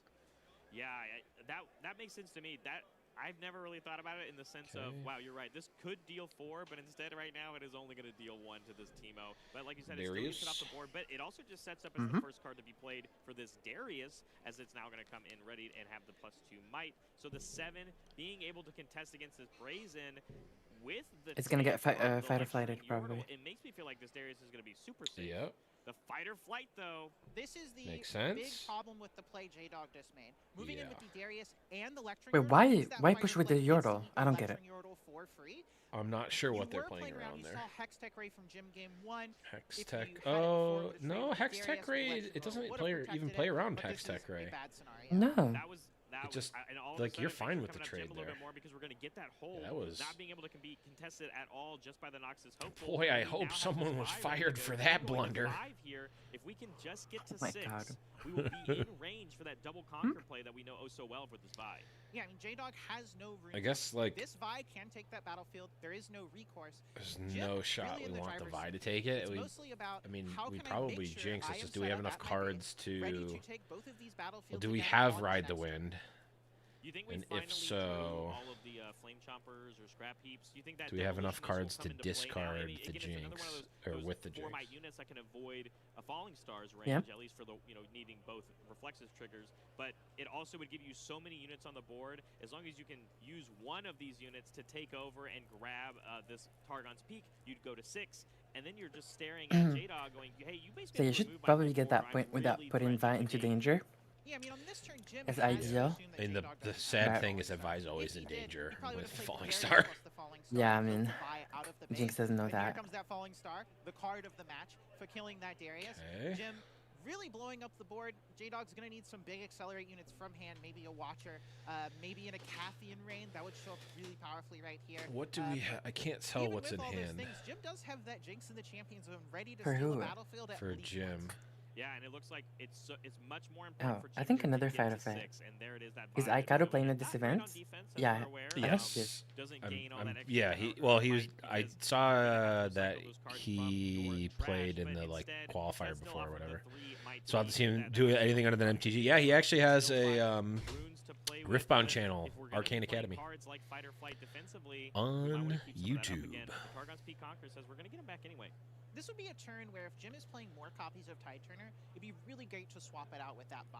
Yeah. Bring it back to your base, have that 2-might thing there, force J-Dog to Okay, attack we've in retreated. and kill that Tide Means Turner, Jim steal is the now point, secured but his also way to keep day that Vi 2 safe per and the ready hidden to come rules back that in we've and established conquer on this whatever stream. J-Dog does. It's some sort of two drop play as we are doing the one. No, there's a hidden. I mean, it's the same idea, right? Well, so that must not be a Tide Turner. If I'm J-Dog, I'm like, that can't be Tide Yeah. Turner. Maybe Jim is trying to finagle swapping the Tide Turner with the Buccaneer and having a really big defensive wall. But if he had that Tide Turner, I think he would just play it and swap out the Vi. Instead, we've seen Teemo and we've seen Fight or Flight. Both of those particularly good here for different reasons. Fight or Flight able to protect the Vi from a removal spell like a Void Seeker or a Hextech Ray. Teemo allowing a unit to survive through that knock. That's a high syntax. Yeah, turning the Fight or Flight into reaction what? speed matters a lot. At least I when just it comes to said fighting hi to games. someone in chat. Oh. Don't worry. So I like the idea of it. If it is the Fight or Flight, giving it that extra bump. This game looks I mean, doesn't help us good for here Jinx, per se right? if it's You gonna may be think, targeted but on it's still Falling Star, close. But I mean, we it's have really both like, triggers here for the Brazen what Buccaneer if that's what we want to get rid of. are we But we're able just gonna split it to? up. A 1-in-1 split here is really interesting. If J-Dog does have access Okay, to we've got the Yeah. Teemo is that there. Teemo Makes sense. keeping that 4-might on the battlefield. This the just hopeful kills doesn't the for free. But if J-Dog does have the- either the a couple Vi. Stupefys for the Buccaneer or a smoke The to finish it off from the Falling Star. Really interesting looking to keep that thing team is within that here. Pretty if low on Jim only has runes, one card in things to be hand, able you to focus. can just draw See the a full Electric combo Yordle with in hand, but that's not what you Jinx really wanna be ability. spending your runes True. Like you can just draw Yeah, and Vi that Ride the being Wind. part of the Which is really kinda good base in hilarious. our hand. It's not necessarily the one we want to be playing, and this Darius is nice, at least when it comes to getting on the board and contesting this Teemo that got flipped up. But Fight or the Flight. Fight or Flight from hand also Okay, gets the that's job done and puts it huge. back, which means this could potentially Hold be up. the game here. Yeah, Knock this is is a over, sure, Ravenbloom yes, student. move up, but if you're only gonna Yeah, have to just with trade 2 your guy runes in. left, unless, of course, we And take now this it's just trade Jinx from instead, Champion is Zone. now challenging, but with It's just dead on board. I can only imagine. Literally. Yeah, past the turn, you have Jinx in the zone. Jim not even drawing his card, just being like, I have this. Yeah, You doesn't are, doesn't here even in no need to waste the Game time here. Zone, Let's right? go to game 2. Wow, or game 3. That Wow. Really, really great. Jim was behind. That is like Behind by those I 2 mean, points. if you don't know who Jim Davis is, Jim is Wait, Jinx took a game?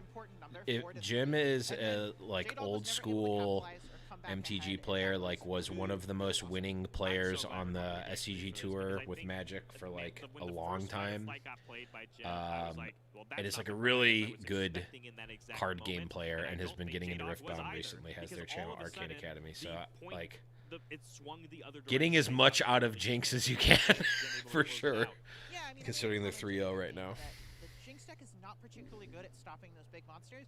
Outside of Fight I or thought the Flight, cast, and I Jim thought found the multiple broadcast ways, said like, the Jinx is not Darius particularly out good. To keep the things out and keep him on that board pressure. That's about as much as he could hope for that game. He didn't have the flame choppers. He didn't have the explosive start, but he was still able to use his tools, conquer those battlefields, and Jinx taking a win is fun to see. Excuse every drop out of the deck. Yeah, it's like really, like you can see like a Master Yi deck, you know, when you can see Kaisa decks, when you see any of these decks win, but like when you seeing a deck that is like not the most inherently powerful or perhaps even like quite bad in like fundamentally, but seeing that deck get played in a way that gives you the opportunity to win is the battlefields here is Arena's it's greatest fun to has see. shown up once again here, Aaron, which if I'm Jim, I kind of want to see that.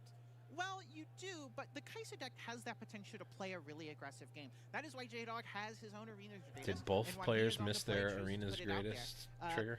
Reaver's Row, Literally. also a pretty good aggressive and defensive battlefield. I can see J-Dog getting some good leverage from that as well. Which is good for Kaisa. Kaisa. Like Watchful Sentry, maybe not the one you care too much about protecting.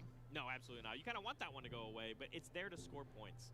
Because have we seen anyone remember the triggers in these games? That's crazy, by the way. Especially on stream. Imagine off stream, the amount of people that forget about it. Right. Okay, looks like maybe it might just be a production. It might just be the production. Well, then that means side. Kaisa forgot it. That is certainly possible. But instead, we led with a stacked deck for our turn 1, followed up. I was saying this earlier. For Vegas, we had there's like an iPad on the side that the players would tap, so like the stream score was updated by that. So if the players were just like keeping the score on the points on paper, it wouldn't necessarily update on the stream. But here it just looks like Kaisa straight up forgot. The whole game is decided. Like forgetting that point literally changes the whole game because instead of being at 2 here, Kaisa's at 1. Yeah, it's real bad. Yeah, the choice of moving the Watchful Sentry into the Reaver's Row is Like the whole dynamic, the whole full game changes completely. If I think Jim is going to go to wherever I put this Sentry, where do I want his Pouty Poro to be? Would I rather it be at the Reaver's Row? Would I rather it be at that Arena's Greatest? And I think if you're J-Dog, you're much happier if it's at the Arena's Greatest and you can kill it back when you attack in. Yeah, that's kind of where I'm at, and we're going to see right here if Seems that was quite the decision, or we're going to utilize its effect, just valuing having the extra unit, saying I don't need to draw the card right now. I will eventually draw the card when it does die, but yeah, of course, giving that point over to Jim. 2-2 each, I believe, right, because of the Arena's Greatest moving in. Yeah, J-Dog. I'm surprised I haven't seen any Reigns from Kaisa. Reign absolutely destroys this matchup. Yeah. It's just get as much stats out, and there's no interaction whatsoever.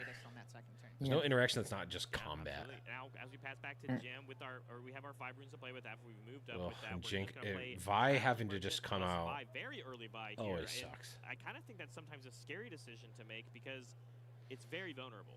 It is very vulnerable, as I said. Falling Star in the base right here would be really bad for Jim. Pick off that Traveling Merchant, pick off that Vi. But sometimes that's the only 2-drop you have, and you really do want to play 2 bodies on that second turn. I can believe Jim also maybe has the second Vi in hand.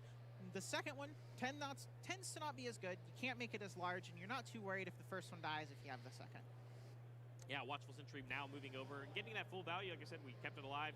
Moving it over to the Arena's Greatest, and here comes that Sprite Mother that we saw in Game 2. The Vi is going to be really good on Reverse. Which can easily contest against this Pouty Poro.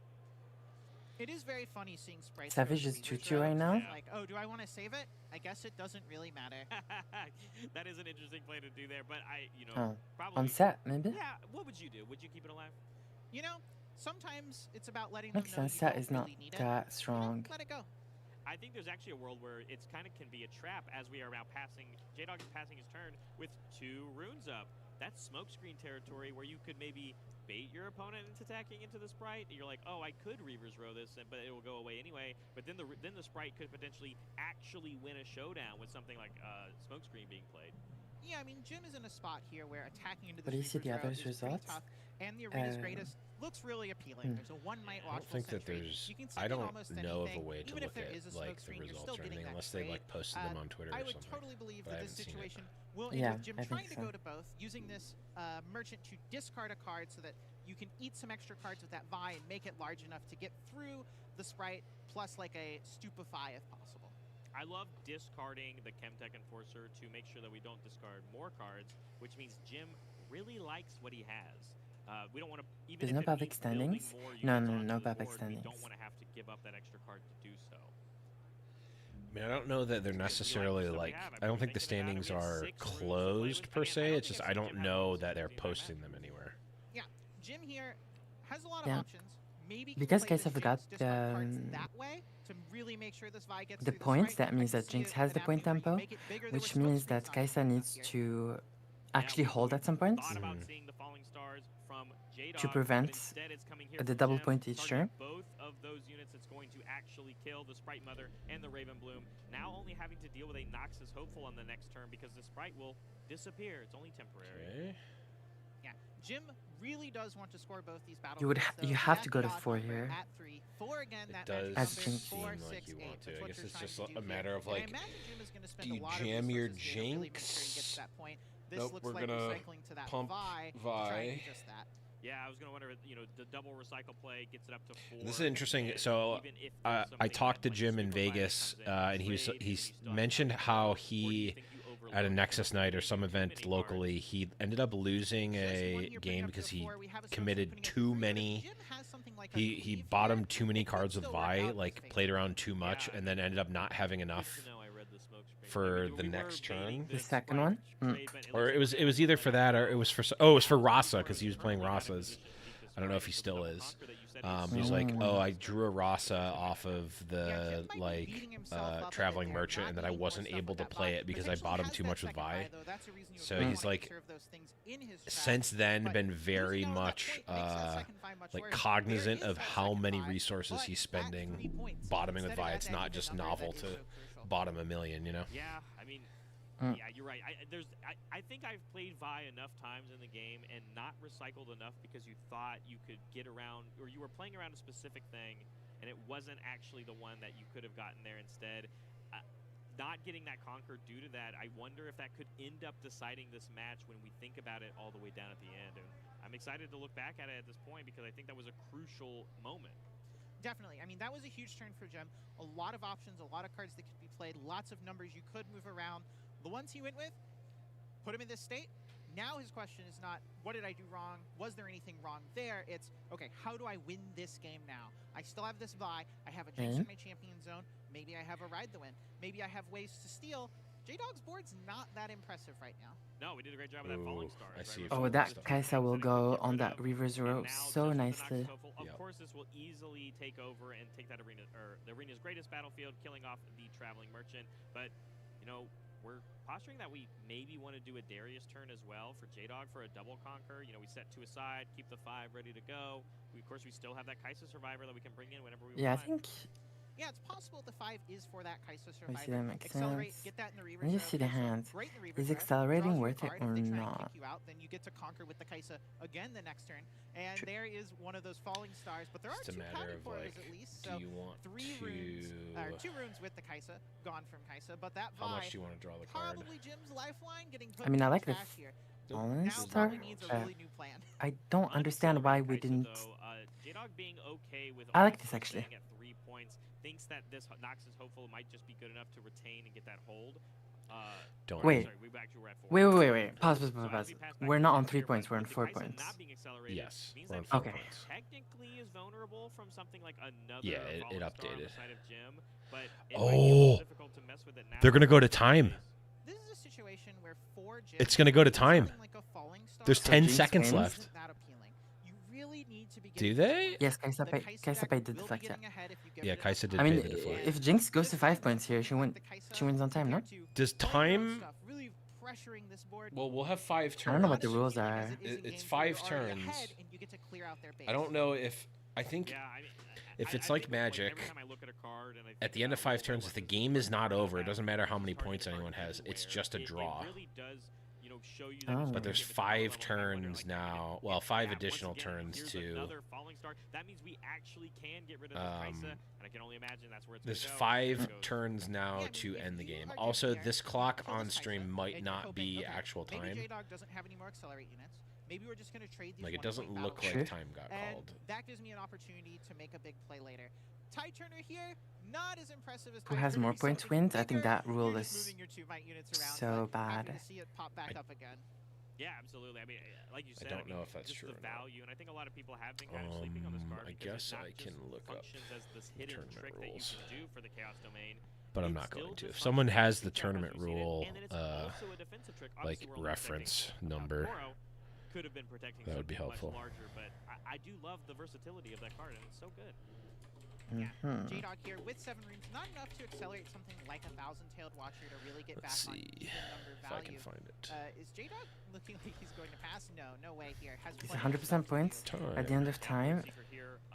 Let's see. I don't think in official riot Time events limits, that should be time that. manner, It would make no eligibility, sense. sideboard. because of the deflect that Tiebreakers. Okay, in the no, that's yeah, I mean, Jim is different probably thing. like, oh, well, I guess I should have left that there. It would have cost you a rune. Dropping, shuffling, sleeves. Plenty of things going on, and I imagine if there were any time warps in the deck that would need 10 runes, those probably got boarded out at this stage. Yeah, absolutely. I mean, the games are going so quickly. Wait, what happened? That the board state and spending our You can't let Jinx go to 6 here. You have to fallen star the Poro, even if you remove all your runes. Retreat it back, keeping it safe, potentially for the double conquer later. But we're only at 5 points, so this is now an opportunity that if Jim, now taking this Reaver's Row, could play some sort of Because you're not going to get to time warp I think that's exactly where on this time. accelerated Jinx Demolitionist is coming in, as we're going to get a double discard, one of which being a scrap key. But we also did discard a key card, I think, for a good play, the Ride the Wind. Right. Well, that Ride the Wind lost a lot of its value. Also, he is playing Ride the Wind Vi. This game actually has gone pretty long. A lot of Yeah, we knew. I'm pretty sure that we knew that. And we knew that Vi was in there. I mean, I knew from I did a deck tech with him, so I knew that it was in there. But I assumed that it was in this version as well. Yeah, I think it might actually come down to. Okay, here we go. If time for competition is reached before the winner is determined, the player whose turn it is finishes their turn. After that player's turn is complete, 5 additional turns are played, and then the match ends. If the game is incomplete at the end of additional turns, the winner of the game is the one with the highest score. Okay, so yeah, that's true. That is that is 408.2.a for anyone that is wondering in the Riftbound tournament rules. Oh, the double hide here I think is so fun. And I don't know what those cards are. It's going to be a surprise for all of us. But the fact that you're at 6 with a unit at each battlefield, it means that something like double fighter flight could be game-winning. But it could also just be like some Teemos or something. Yeah, I mean, Jim Okay, well, I mean, Fallen Star here is really good. Yup. High 2 cards, no hand. Usually is. There's probably going to be a Teemo hidden. Let's see it. Okay. Going with the Hextech Ray right here, though, and going to be targeting that Pouty Poro, of course, for the blood cost. But because one of them was a Ride the Wind, it can secure our Poro by moving it off of that battlefield, because Hextech Ray only can deal damage to units at battlefiels. Yeah, this goes Fighter back to Flight. that Fighter Flight when it's hidden. Yeah, I don't get why we raid there. I don't understand. I guess just to bait out the hidden card. But Fighter Flight. But Fallen Star. It would either have to be double triggers on to the Jinx. Fallen Star would have followed the Fighter Flight. The only way that we're going to remove that right here. But if Fighter Flight moves it back, it doesn't matter. Okay. Doesn't do anything. That is tough. So Jim Wait, was what? really hoping J-Dog's hand there were just Wait, why are we hitting Jinx twice? Oh, she was 4. Yeah, Jinx is 4. And it turns out J-Dog's hand was Falling Stars, removal, Hextech Ray. Jim now out of cards, low on runes, just a Pouty Poro. J-Dog at 6. This looks like it's probably about to be wrapped up here. Yeah, I mean, there is still some hope, of course. We're Jinx. We get to see some more cards. We're going to get another Chaos Rune and if we have Do you pay the effect cost if you target and then spell fizzle? How would the spell fizzle? I just don't know of a unit that we can play right now for 2 that would come in ready, and that's the big problem of just like, how can we get to that battlefield? Wait, what's the question? Now? Maybe it's the same situation. Someone said you pay deflect cost if you target and then spell fizzle. Right, so we get to go in with this Pouty Poro, though, right? So now we're going up to 7. J-Dog only has Electro Yordle. That's only 2 might. Currently only offering a trade. J-Dog maybe can't win on the following turn. But I can't remember at what point deflect is paid, but I think it's an additional cost to the spell. One of those right now. So the answer would be yes. So like if you obviously the most tense moment of the matches we cast Void Seeker targeting the score is so high, I can only imagine the game will still something be with deflect, you would have to pay the deflect cost, and then they could still defy it. I guess it could be Fighter Flight plus Cleave is all. But I'm not an L1 judge, so don't take my word for it. That would be really, really good, really impressive pair of draws. But that's the thing about Jinx is if you ever need 2-card combos, you can peel those off. Okay, it looks like it's turn. Looks like this is actually now turns. Jim with 2 cards in hand, thinking really hard about which ones to play here, which makes me think he only gets to play one of them. Only one of them. Is it the winning one? Is it potentially the losing one? As we are paying 2. If this was just Jinx right now. Are there cost 2? Ooh, okay. Looks like he's just going to establish some more cards on the board. the hold for the extra might here kind of matters. Oh, don't have the two Fury That is runes. a pretty backbreaking thing. Even if he could, though, That's so sad. just the Yordle, there is an Academy now, and that is it. Wow, how close the end of that game got for Jim. All the way down GG. the double fighter flight read. Oh, that's trying to X1. make a play Okay. that wins So them the now game. But at the Jinx end is of the now day, it looks X2, like so the they're going to need to spells win reigns out, I supreme. think, to day 2. So J-Dog Right? taking it Or down, is it moving on. He was already is 2-1, X2 day so now 2? moving on I don't to actually know. 3-1. He's very much in the race for trying to make it Is into what, day sorry? 2 top Does 64. X2 But at the day end of the 2? day, I'm so glad we got to look at that Jinx decks because I think that was a true highlight. What does that mean? Like, does X2 make Sorry. it to day 2? Does yeah. Jinx game 1. I don't actually know if it's. I'm not sure. I don't know if we know. I think one makes it. X1 or will two? certainly make it. Usually, well, for Magic, it's X2. It would be cool if a couple X2s made it. Well, usually for day 2, it's not like cut to top whatever. It's literally if you X2, you auto make it, like regardless of how many that ends up being. Wait, what? Really? For day 2, yeah, not for top cut, but day 2 is top cut. Well, that's what it was in China. I don't know if it's the same in this event. You know, I think we're excited. Or you think they're finishing up earlier? No, so in Magic, what it is it's day 1, play X rounds. If you X2 or better, you make it to day 2, and then day 2 is, depending on the number of players, another X rounds of Swiss, cut to top 8 from there. In China, they did day 2 is the top 64 or whatever, and then they just play a single essentially elimination bracket from that. But that's different than what they would do in a Magic event like this. So I'm not actually sure which format they're doing. Yee. A 1-1 Yee. We've got Wait. actually a good friend of mine, Madrout, Ryan, his name. He's playing Victor. And I believe he has that Wait, one isn't this round? Is this round 4 or round 3? Greedy Mad Hatter on The scores are not reported correctly. Oh, okay. I feel like we've been talking about this legend for That's quite a okay. few months now, and now we finally get to see one here in the regional qualifier. Yeah, Master Yi's kind of had this position as one of the 2 big decks. Kaisa, Master Yi. Those have been the talks of a lot of the events. There's been some upsets recently. Annie's set doing really good finishes. But here we are. Master Yi coming in against what I think a lot of people would consider a good deck, but maybe a bit of an underdog in Victor. Yeah, absolutely. As it looks like for game 1, we are going to be going in for a, let me look, Trifarian War Cramp, which is great because we play a lot of units. We want to give some extra might for that. But going first here for the Victor. War Cramp. We actually didn't end up You know when I hate it when I get my War Cramps.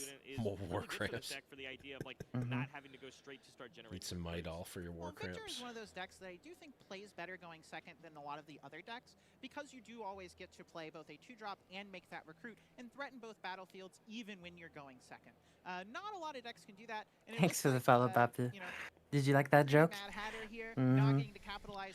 Pit There are rookie, way not more really people using all with 3 blinged out the same runes way. than I'm comfortable with. Lot of room here for Victor to kinda Literally. With get that me started, not get a having game blinged ahead. out runes. Yeah, especially So with sad. the battlefield of choice here. So sad, for so poor. Mad Hatter is going to be the Vile Moz Same. Lair, which is going to stop all sort of moving shenanigans, at least when it This comes to matchup is going very, Vile very Moz good Lair. for Base ganking of Sword is still on the table, and other movement shenanigans Victor? For that you. could go to the For other you. battlefield. But going to go ahead and get that first point here.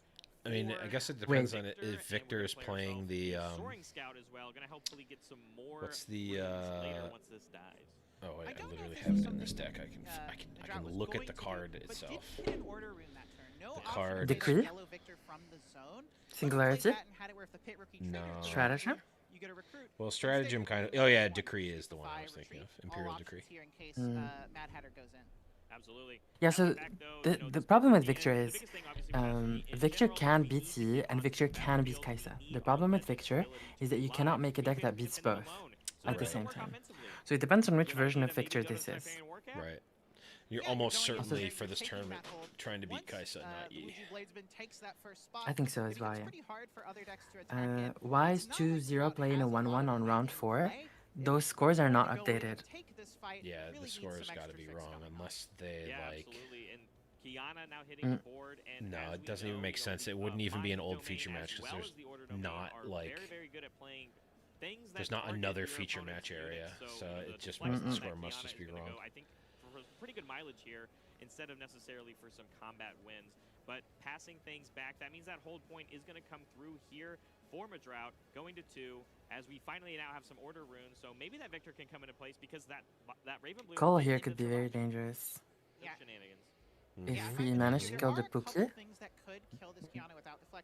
the rookie, and then call, Singularity as well would be really good. You never have to pay for this deflect.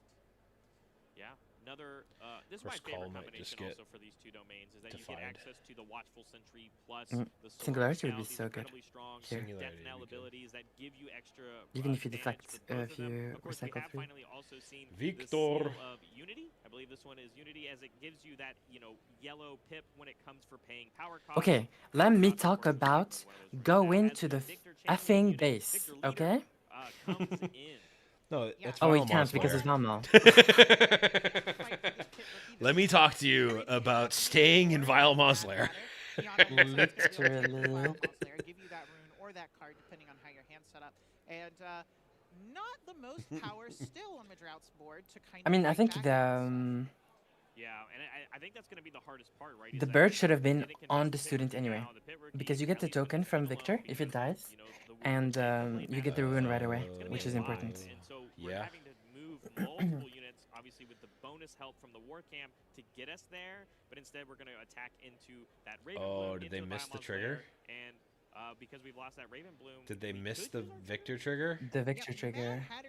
Oh god, and it's fun. Okay, no, they got it. That's really interesting. 9 is usually not the number you are going for Hi, here. Kiko. Oftentimes it's 8. You want Dead Blue Predator, you want White Flame Protector, but 9 means I have both a the big Victor. Look at that one video of Victor with the insanely huge thing. I mean, it's what are you so many saying? to think about, but at the same time, you don't really have to. You don't have to use a lot of resources. As That the Poro deck, right? added. You get to, you know how many disciplines are you holding, how many on guards are you holding? As we play this stalwart that's war Poro camp. Okay, to so it did actually reinforce add 2. the Trifarian war camp, and in a rare situation where you typically want to be So defending alone, here's the that problem pit rookie back, with which Victor seems to be playing the into play. Yi. Because of Trifarian war That camp, little it Poro makes right a now, difference if it's not defending, like how do you push it? Yeah, this is a battlefield in the game where it's You not need always Singularity, obvious you need whether like you want to have multiple things there. Deciding to move back, that pit rookie says, Decree? okay, now I have a Decree, Poro yeah. that's going to be a 6.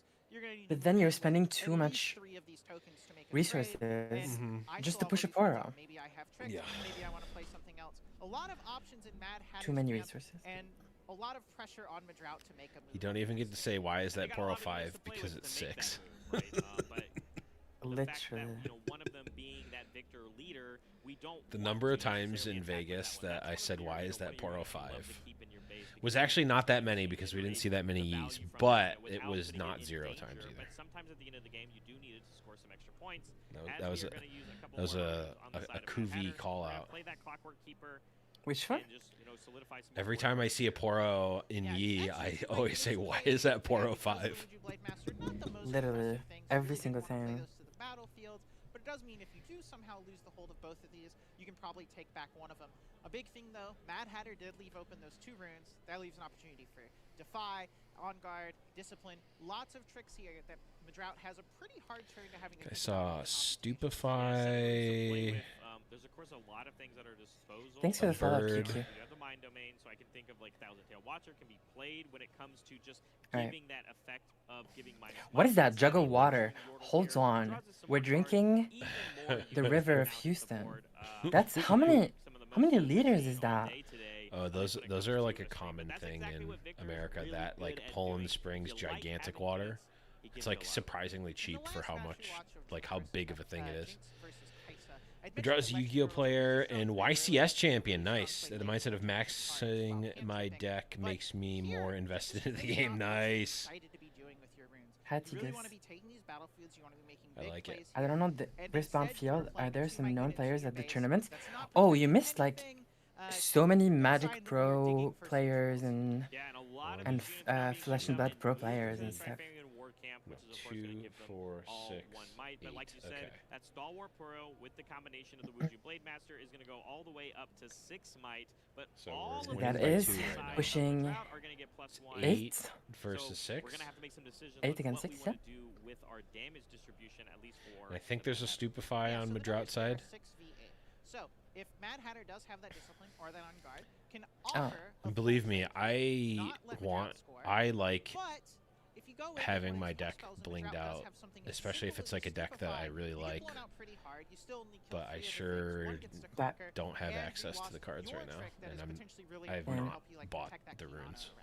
And just as our players pointed out for Mad Hatter, he's like, does this Victor work when these 2 units in this battlefield die? And he goes, yeah, I mean, if you trade with 2 of these real units, not the Okay, it's now non-token 8 units, to 8. I'm going to get 2 recruits back. So it's a pretty good trade. At least it feels that way for Madrout. But here is that on guard, like you said, which is going to put it up to 8, which makes this an even trade. But we're still going to get 2 of our recruits back. And you still have some units to play with later. But so do both players, I suppose. Yeah, Madrout taking a big think here. Maybe has something like one of those Stupefies or smoke screens. Is it worth going here? What if Mad Hatter has that Defy or has another on guard?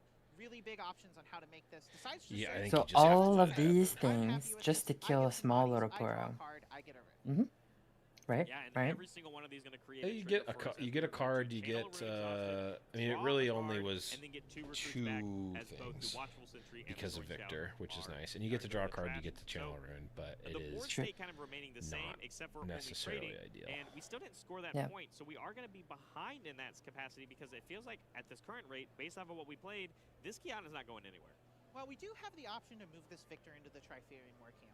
And now it's a unit you don't really want to put into danger, but if you have some trick of your own, then these 2 might units Kill a on Puro, Mad that's Hatter's not side, nice. They're so maybe not innocent. implying the It's true. biggest threat to you. Have you seen the card Lonely Poro in this game? It's the most depressing thing ever.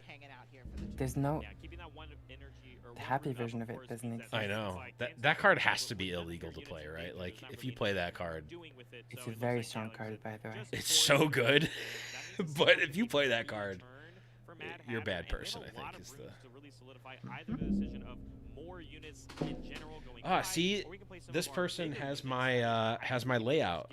They've got both decks on the same side, and they've got the trash on the other side underneath the chosen champ. This is the way.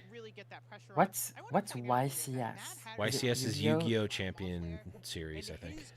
I mean, it's not a unit you do we think? there. When it survives a turn, you really want to Okay, I'm not gonna say anything. No, go ahead. Paint yourself into the corner. Dig the grave. I mean, it's Yu-Gi-Oh! I don't think Yu-Gi-Oh! Skills translate to Riftbound in any way, shape, or form. It's like you're a pro player at Monopoly. Whoa. So you commit a lot of resources to get rid of it. I'm wondering at the Monopoly is like a completely optimized game. It's basically like playing blackjack. You just like memorize the things and buy the right ones, and it's all luck.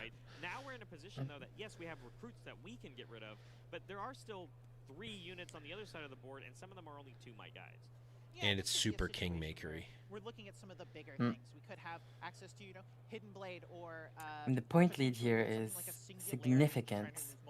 Yeah. 5 to 2 with point tempo. Master E himself, yeah. 6 might unit. If you're able to pop that and the Kiana in the same turn, you can make some really big moves and swings on this boy. I mean, what could save Victor here? I think a good Singularity would be pretty good here, because it kills Kiana and you. Yeah. They set it up for something like a white flame good Singularity, and then also just like setting up massively, I guess. At the battlefield by itself, when you do a big play like that, I guess with the war camp, like you can reasonably you can reasonably hold that one down with the like infinite tokens of Victor, but it's a matter of like how are you defending the other.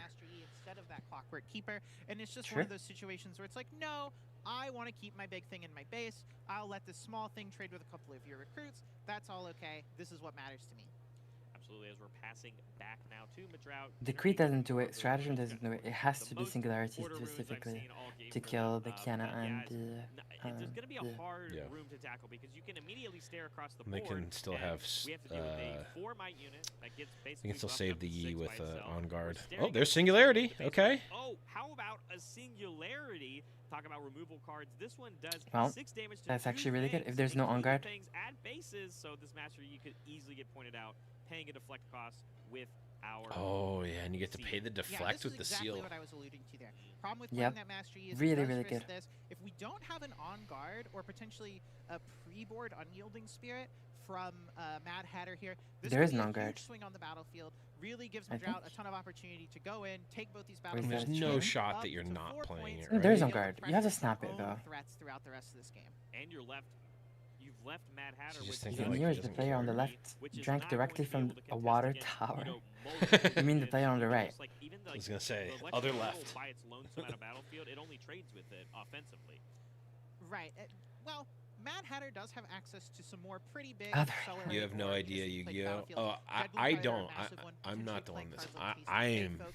Both of those do allow I you did to not say come in anything really about quickly and create a pretty big Yu-Gi-Oh brick skills wall, translating for or not Madrout, translating. but if Madrout has more of the Wait, border did removal someone and call me out? their size, Yes. those maybe just aren't even good enough. Yeah, call There is that. that on Yu-Gi-Oh guard, skills we took a long just time do to not figure out if we transfer wanted to this keep game. it there, and it looks like we're going to be using it Wait. on the Kiana. Wait, why are we buffing Kiana? Oh! Wait, no, it Oh, has to be the Yi okay. because the other one will only go to 6. But in Oh, response, have the further stupefy. Stupefy is going to be enough Okay. to still have it die. Okay, because Blevins, if you're at this tournament, what are you running? So just because of the number of reps I have on the deck, and more importantly, lack of reps I have on other decks, it would almost certainly have to be Annie. It's just the deck I've played the most. It's the deck that I think I conceptually understand the best. Even if I'm not perfect at the deck, it would be the deck I have the best chance. Annie or set. I'm not even close to building a set deck. I didn't say that Yu-Gi-Oh doesn't require skill. I said Yu-Gi-Oh skill doesn't translate to Riftbound. Single unit. And even next turn, if Mad Hatter does play something like, a Dead Bloom Predator or that Tasty Folk that you were alluding to, you have less units in total on the board, which means cards like I believe I would be in your set. earlier Oh, you're saying you would be in your set. Yeah, that makes sense. Yeah.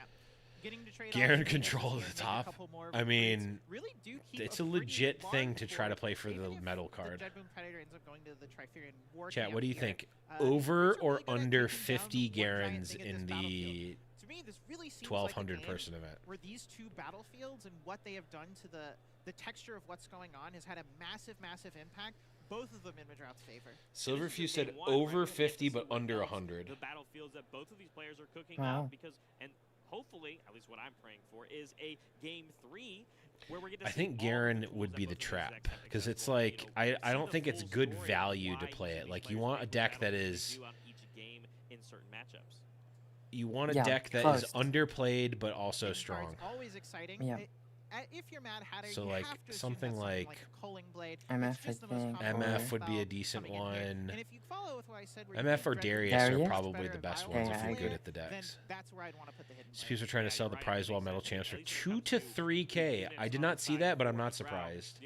There was a very small number of them per day. There's like 10 or 15 per day, which means that there's like going to be about 50 total of them. As we're picking up and counting quite a few, I can only imagine that's probably what's coming down. And like, if you compare that to like the giant cards for Flesh and Blood that you can get from Prize Wall, like that's more expensive, but also these are a bit more like these are actually playable. It's pretty hard for me to imagine. Whereas the giant cards are really literally feel just that like big a when you novelty give and nothing more else. cards to Mad I don't know. Hatter and they have so many runes in play. Yeah, and I think I'm that's certainly exactly not why you see paying the Dead Bloom being 2 or played at the 3K for Triferian one, War even Camp, though I really want the because like Annie you said, one. That's going to create that I would decision that Madrout has to reasonably, make instead of it being like, like, a go-to decision, because as we know, this hitting value it at this roughly hidden blade is that you a can signature, only probably a use bit it more and than a target signature, units that I are guess, at that especially for the battlefield. Annie You one. can't just pick that Dead I Bloom don't know. because it's on the other side. But it's going to gain that +1 might from its own Triferian, and this is a lot of Maybe might to maybe deal 1,000 with is not for unreasonable for Madrout, those. and these two recruits are not going to be able to compete. I see a thought there. It looks like he had a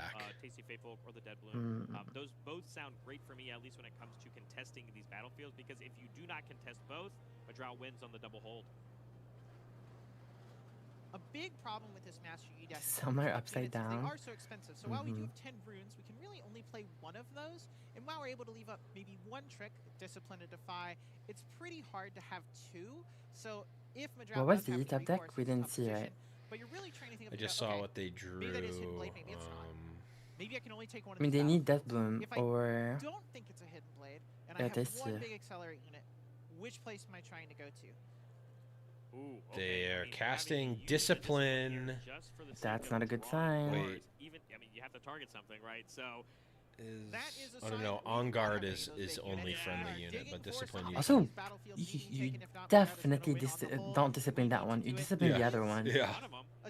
Because if you get something accelerated, you can't go to the other battlefield. Yeah. Because there's a Hidden Blade. Yeah, that was horrific. We just used our I trick think. offensively to hopefully draw this card, but that means of course we want Yeah, no. Although, Now I what do you think we do? think that Okay, this is congratulations. yeah, If there's Hidden Blade, we lost the That game. could have been the game ender immediately, but Consult the Pass drawing 2 cards right here means we could potentially draw a card that could lead to a conquer play from a drought. I'm sure Mad Hatter is breathing a huge sigh of relief. Hidden Blade, the game is over. Consult the Pass, the game is still going on. Just Retreat, not a game-winning thing. It sounds get like a the rune. Stacey folk gets to Okay. conquer. Yep. Madral with only 5 might in play in the base. 1 recruit, 1 victor. Needs Okay. something else here to not lose the game. Yeah, I mean, really valuing wanting that channel here, and like you said, the game is so close to ending, right? As we have now 7 points for Mad Hatter, as with the gold point coming up from a Are drought you right blinking here, at the we are gonna same go to time 7 as your well. PNG How do we tuber? deal with this Tasty Or is it Fate Gold 6 randomized? might? I mean, No, another I'm blinking at the singularity same does time. get the job done. Ooh, But so does stratagem. Grand stratagem, as we are going to use all of these runes that we've generated That'll do throughout it. the game, and it's a hefty power cost, of Yep. course. But we are going to buff up a lot of these units. That's and game that one. I actually have is gonna spell I have the a game foot pedal. game 1 and go into Victor. Yeah, I mean, And I Grand just stratagem, you can think of all the fancy little tricks that add up to 6. press Maybe I it need a stupefy or 2 of them. to Maybe blink. and you have a Sprite Mother to be I able to like get it. just big enough to overtake it and get in with the recruit. But Grand Stratagem just says, my numbers are so big, none of that matters. That's exactly what the card is meant to do for the deck, right? It's meant to be that closeout.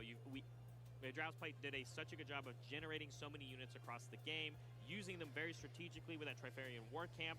And don't get me wrong, Mad Hatter playing incredibly well in the strengths of the Yi deck, and we saw how hard it was and how much you have to commit as the Victor deck to get through them. But at the end of the day, Singularity won that game. we got everything off of the board, and that led to the win for the Victor deck. Yeah, I mean, you have a lot of these little recruits. I feel like The you ability blink to a pressure lot. both these battlefields all the time. Sometimes the Master Yi deck Mm. only really good at fighting. I gotta one keep of them, my protecting my one of them. eyeballs They get those moisturized, you early know. holds, but over time, the value grind It's is important. just so large, and the Yi deck doesn't really have access to that same level of card advantage. We saw that Kiana, one of those sources, get trapped They're in just that so battle good, last Victor. flare. I mean, Not able to get Seals. backed up, did get I killed by like recruits, Seals. even though it did survive a hold. Okay, we've got That's gotta some meta here. Okay, we get the answer to the number of decks of each type played here. The over 50 Gareners. Incorrect. Only 13 Wait, what? Garens entered. Where are you seeing that? Twitter just posted literally seconds ago. Wait, can you send it to me? Wait, if you have it. As a Vials Moslair has hit the board inside from a drought, and we're going to have the Grove of 2 the God seconds, Willow, 2 seconds, 2 a must seconds. play, of course, for these Master Yi decks. Yeah, I'm not surprised to see Vial Moslair I'm in putting the it in Victor the deck. general As I was public saying in chat. game one, There you go. Your units kind of don't matter to you. Get them in there. Who cares if they can't move? They're just little one-mite recruits. I kind of want them to die anyway. Yeah, absolutely. So- But of course, going first here for the side of Mad Hatter. I'm gonna Seal play plus that one, back right? soon. Play followed immediately up with a turn 2 play. And of course, So with Victor and that extra bonus 13 that we get from Garens, second, we also get a 20 recruit as a Volley little bonus. Bears, Yeah, it's so 21 nice Lee to play Sins. Victor Same because number you of Lee don't Sins as need Luxes. as many Only drafts as some of the other 23 decks. You Dariuses. There were always more have something to Jinxes look than to. Darius. And now, And there's more maybe Yasuos than that. second, but you're already threatening both battlefields. Crazy. Yeah, absolutely. Of course, we're moving this pit rookie into the Grove of the Top God. 5 are This is gonna be the Kaisa, most then contested Yi, battle then for this Annie, entire game, because then it Teemo, gives then so much Ari, then value to draw MF, more then cards, Set, and then then the Mask Victor. of Foresight going to be coming down as well. Oh, it's Mask. so I love Yeah, Mask. I mean, now we have a 5-might pit rookie. That means One of the my Daring favorite Warrior cards. Plus the recruit can't even trade with it if you really want to stop drawing a card from that Grove of the God Willow. So Madral looking to probably have some type of trick here. A lot of options available, but if not, I could see this Grove of That's the God Willow actually such a quickly good running away start with the for game. you. Yeah, and Holy. that's the best thing you can ask for too, right? I mean, two drops, like we said, how important this is for these decks that are trying to accumulate advantage. hopefully we see Madrow do a similar play. Maybe we just see the victor come out from the champion zone. But if you do that, I mean, it's great that you have a constant recruit generator, but you have now. Can you send the link Twitter? I can pull it up. I can pull up the list. Hold on. Instead, though, Sprite Mother coming in, we saw this, of course. Wait, where'd you post it? In the public general chat. Can you see that? That is hopefully going to help contest in the might when trying to battle this pit rookie, perhaps. Yeah, I mean, you see Mad Hatter is exhausted, has no runes available. This is a pretty free attack. Really nice thing about Sprite Mother in these Victor decks is the yellow Victor. This is the meta representation of the legends in day one. If it dies, you still get to recruit a lot of the time. That's what it Really says. fun too. We're gonna look at this after, but you can look at it quickly here if you want. I think based on what we talked about, the best value deck to play is Darius by a wide margin. Yeah. There's like almost 3 times as many misfortunes being played.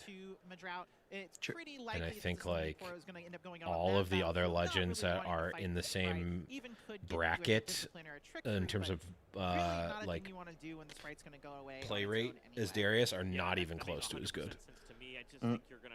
We'll fight over the God Wow. Willow later. Darius was the one. Can't really assume that a lot of the units, as we've seen Madrow So what we missed was Sprite was sent with the Poro into the Pookie, was 6 into 5. Pookie died, killed the Poro, and then we pushed the token to foul mob. Now Poro is pushing the token, and yeah. You should be at 2 points, not 1. Here for the Kiana and that Biomaz Lair. We've seen this situation before, Aaron. We were just talking about. I hope, and I don't expect that Kiana to go to that Biomaz Lair maybe this game. You know, Madrow gets to have a bit of a say in Did that. you just forget Move his units in. No, okay. I mean, that Poro, pretty tough to get through, has 6 might when you attack into it on this board. I imagine Madrow's going to move some stuff from the God Willow, maybe play some extra things there, and try and make it pretty hard for Mad Hatter to find their way in there, especially because spending that orange rune to play the Kiana makes it pretty hard to play more of those really giant units that can pressure that battlefield. Yeah, of course, it only costs 4, to play the Kiana. Thanks for the follow. So we do still have a couple of runes up for any sort of tricks if this Poro does find a way to get contested. But just moving in with this recruit, getting that extra point up. I mean, we showed very early on in these turns, points mattering a lot for Madrow. Little token in for 3.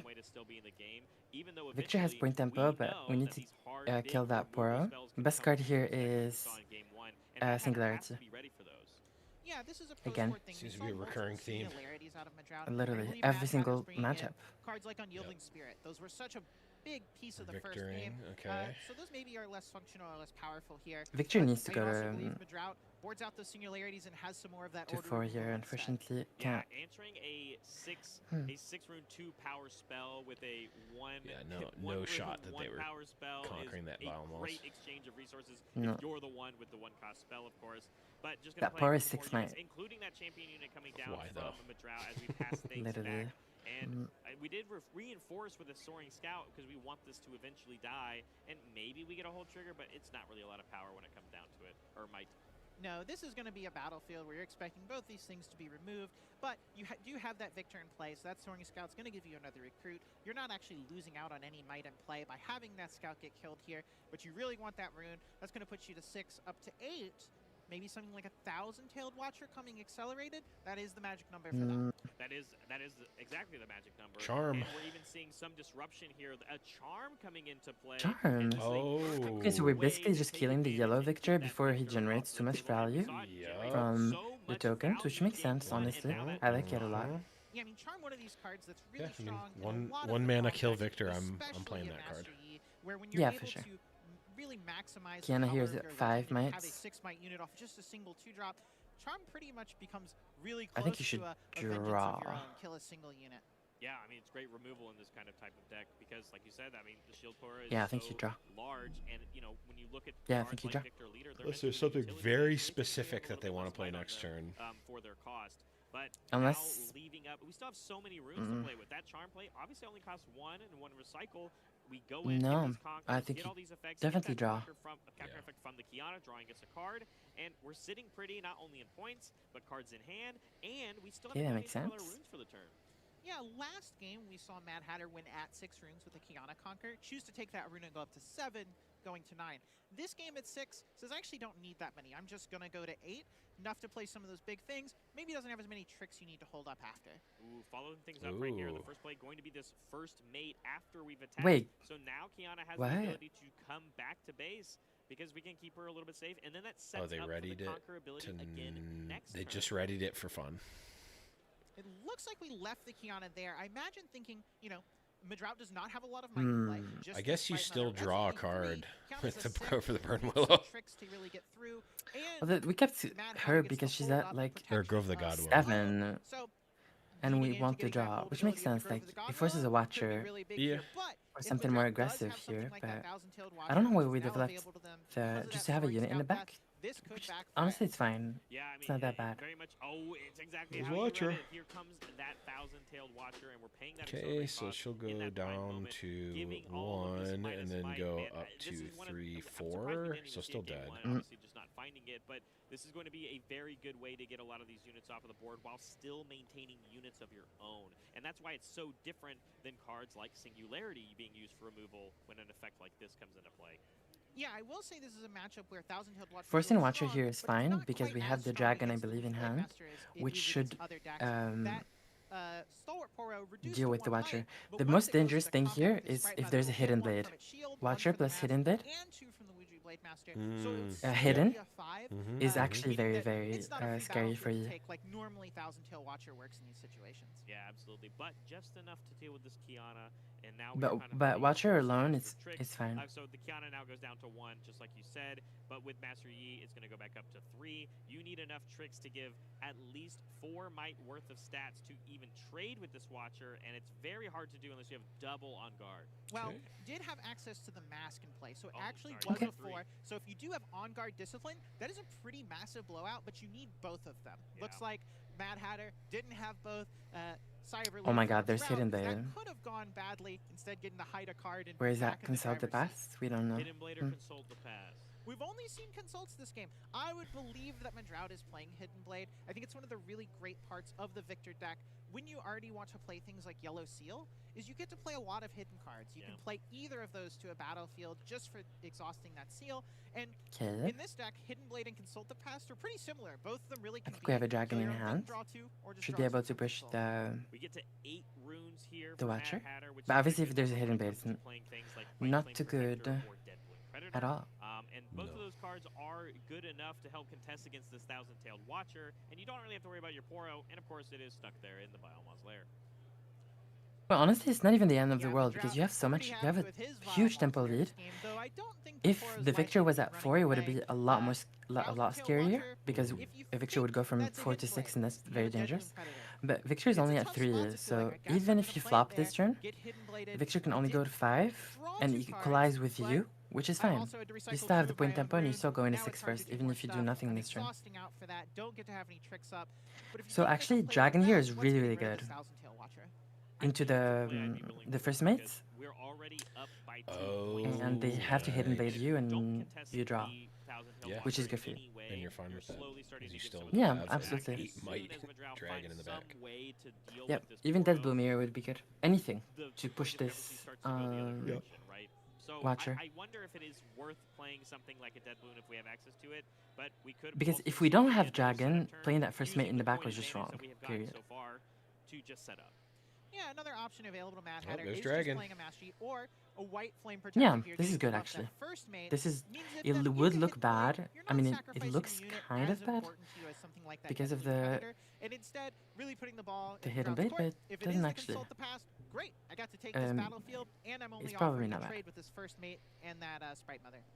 It is Hidden Blade. the Hidden Blade, and we are going to go ahead and deal with it. Yep. Valuing the hold, That's of fine. course, That's actually even though you fine are for you, giving over 2 honestly. cards because the controller of that card or that owned it will draw the 2. Unless there's one specific I'm sure, really scenario where this is horrible, is if the Poro dies and Call the Week happens, which means we find a way to kill that Poro and we kill the dragon in the back, then it's a bad spot for you. But if that doesn't happen, you use okay. Has more access to removal. It does I just see that when I was over here. seem like that would be a tall order. But because you I mean, that Poro is 6. Oh, Riptide Rex! Oh, but doesn't have enough to do. Doesn't have enough to call. Wait, or do they? No, they don't. They're one off. Rex call would have been game winning. Yeah. Really good against Wuju Blademaster, right? The units are only buffed in combat, so dealing 6 damage before combat means Rex you can take out a lot of supremacy. stuff, including the Master Yi champion and things like Tasty Fey Folk. What a great play. And this is exactly what I'm talking about. The sweep now. Wait, what? Were the points wrong? How did Victor go to 6? Wasn't Victor at 3? You're definitely right. I thought they were at 3. Maybe they just didn't update it. Oh, then they definitely were at 3. Because yeah, you mentioned it. You're like, if they were at 4, it'd be way better right now. And then they held for a point. Interesting choice here from a Drought. Chose to leave that Thousand-Tailed Watcher. Why would you leave the Thousand-Tailed Watcher there? Could have chosen to back that out. I'm losing it. That was just a hey. Here's my 7 might unit. I just want to see that in the trash. There's no. I think maybe they thought it was Valmar or something. I just don't know. Like I can almost see the like, oh, my opponent played my opponent played a Dead Bloom and got me. Like that at least is like it wasn't face up on the table. Even though you should still play around it, but this was literally on the table. And you're tapped out. Like what are we doing? Into that Thousand-Tailed Watcher that got left at the Grove of the God Willow, in addition to playing the Master I wonder... that was in the champ zone. I wonder if Madrout expected this to be the outcome. Yeah, I don't know, but I mean, as I see a single. Oh, I see the. This does cost enough. Decree? Decree. I saw Decree. Would be great if there I think Decree could have been better here. Because how do you? Not really. We'll get rid of the Master Yi, but the White Flame still has to be dealt with only 6 damage on it. We have to find a way to deal 2 to it. But if it's combat, and then you trade Rex into the dragon. Yeah. Yeah, Riptide Rex pretty large here, a unit that definitely gets. Then you push with the little token. It's not that bad. Mad Hatter at 7. If a hold happens here, we're losing the game.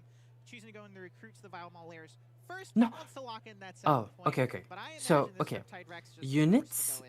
Yeah, absolutely. He's gonna have to make some sort of don't heal when there's no combat. So even if Victor pushed here with the unit, healing doesn't happen because there's no combat. Healing only happens if there is a combat. But all the battlefields heal if there's a combat anyway. Wait, what? But the hold win the game. What can we do for 1? What? Wait. You're right. I didn't even think about this. But the showdown resets all damage of all units. Is Madrout unsure of how many points Mad Hatter has? Is it not 7? Is it not? Maybe the points are wrong. A hidden card here. These plays only make sense if Madrout believes this is not winning the game here. Yeah. For the hold, yeah, I think that can only be the discrepancy, which is enough to win the game and take us to a game 3. I'm actually on the edge of my seat because I don't know what the answer is, and I'm excited to find out. But passing things back, I think we see Madrout maybe realizing like, oh, well, maybe it is. I can't wait to find out what the result. Humana. This is a tough fight. Okay, they just miscounted. Not realizing that Mad Hatter had a crazy. Had some plays could have moved the Rex in, could have made the trade. Wow. That's gonna sting. Wow. Yeah. You really gotta shake that off going into game 3. You won game 1. You were in a pretty the good caster position. said that they know the Don't Madrout person. Capitalize on this game 3. And that's what, you know what? And let me tell you, if I knew the person on stream and they just made that blunder and I'm on the broadcast, I'm absolutely dogging them as much as possible right now. Like, if they're my friend and I know them, like, they are getting absolutely lambasted on broadcast at this point. Yeah. Right. I mean, you get in your your head about all these things going on in this game. You have so many plays in your hands. Like, it's understandable. Like but, worth you it know. worth it to never be invited back again. Like you just have to do that. Oh my god. So many choices, especially when you have so many little recruits and units to move around. And, you know, sometimes that bites you. Absolutely, it does. But that means we have a game 3 that we get to jump into. And now, with I'm interested to know how much time is going to be left on the clock, because both of these decks need some time to get to the point where they. So a lot of things that could have been done differently in that game. You know, I'm okay for draws. And honestly, like Victor was probably winning that game. I think so, yeah. I like how the Yi player didn't say anything. Was just kept a full poker face. Yeah, 100%. That literally was 100%. The guy just like oh, goes past. He just oh looks yeah, over that makes to the sense. judge. Like that's a good play. Yeah, Are you gonna hide a card there? Yep, yeah, that sounds good to me. Yep, good. My turn. Oh, is it my turn? Oh, that's good. Hold, go to 8. What? Yeah. It was literally so funny.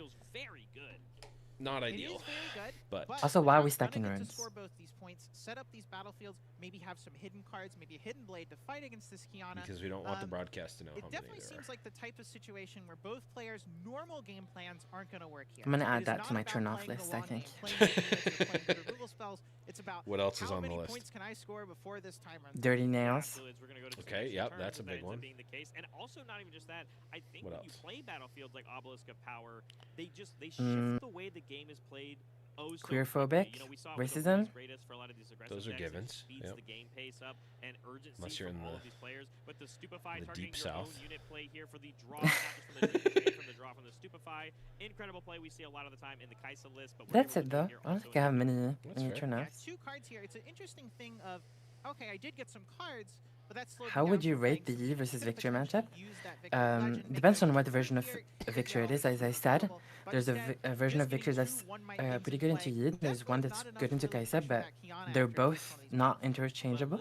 The one that's good into Yi is really bad into Kaisa, and the one that's really good into Kaisa is really bad into Yi. So it depends on which one Victor is playing. Either going to give us a draw or channel a rune exhausted. So what version do you think that this Victor is playing? The question now is the one that's good into Yi, I think, because there's like decrease and stuff. Yeah, that's what it seemed like. Even though it seems like that would be a weird choice to make going into this tournament, just based on the meta that you would expect. But I mean, honestly, either are fine. They're like Kaisa and Yi are 1 and 2.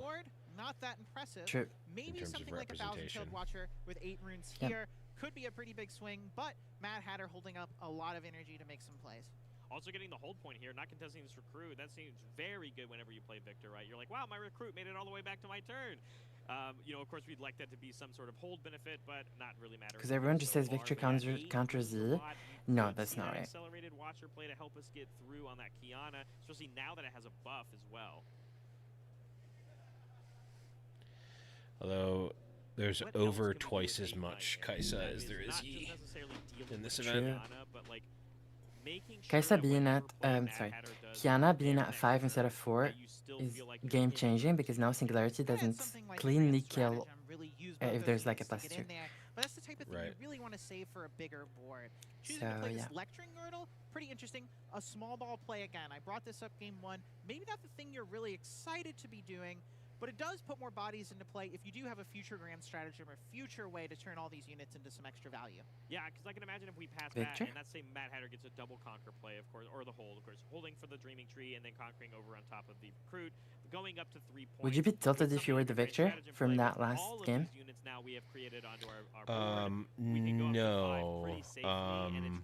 I would be disappointed in myself, but I wouldn't be tilted, I don't think. That obelisk though, and you know, that's good. These are now units that when they I've made multiple very big misplays that effectively cost me thousands and thousands of dollars, and I didn't get tilted over it.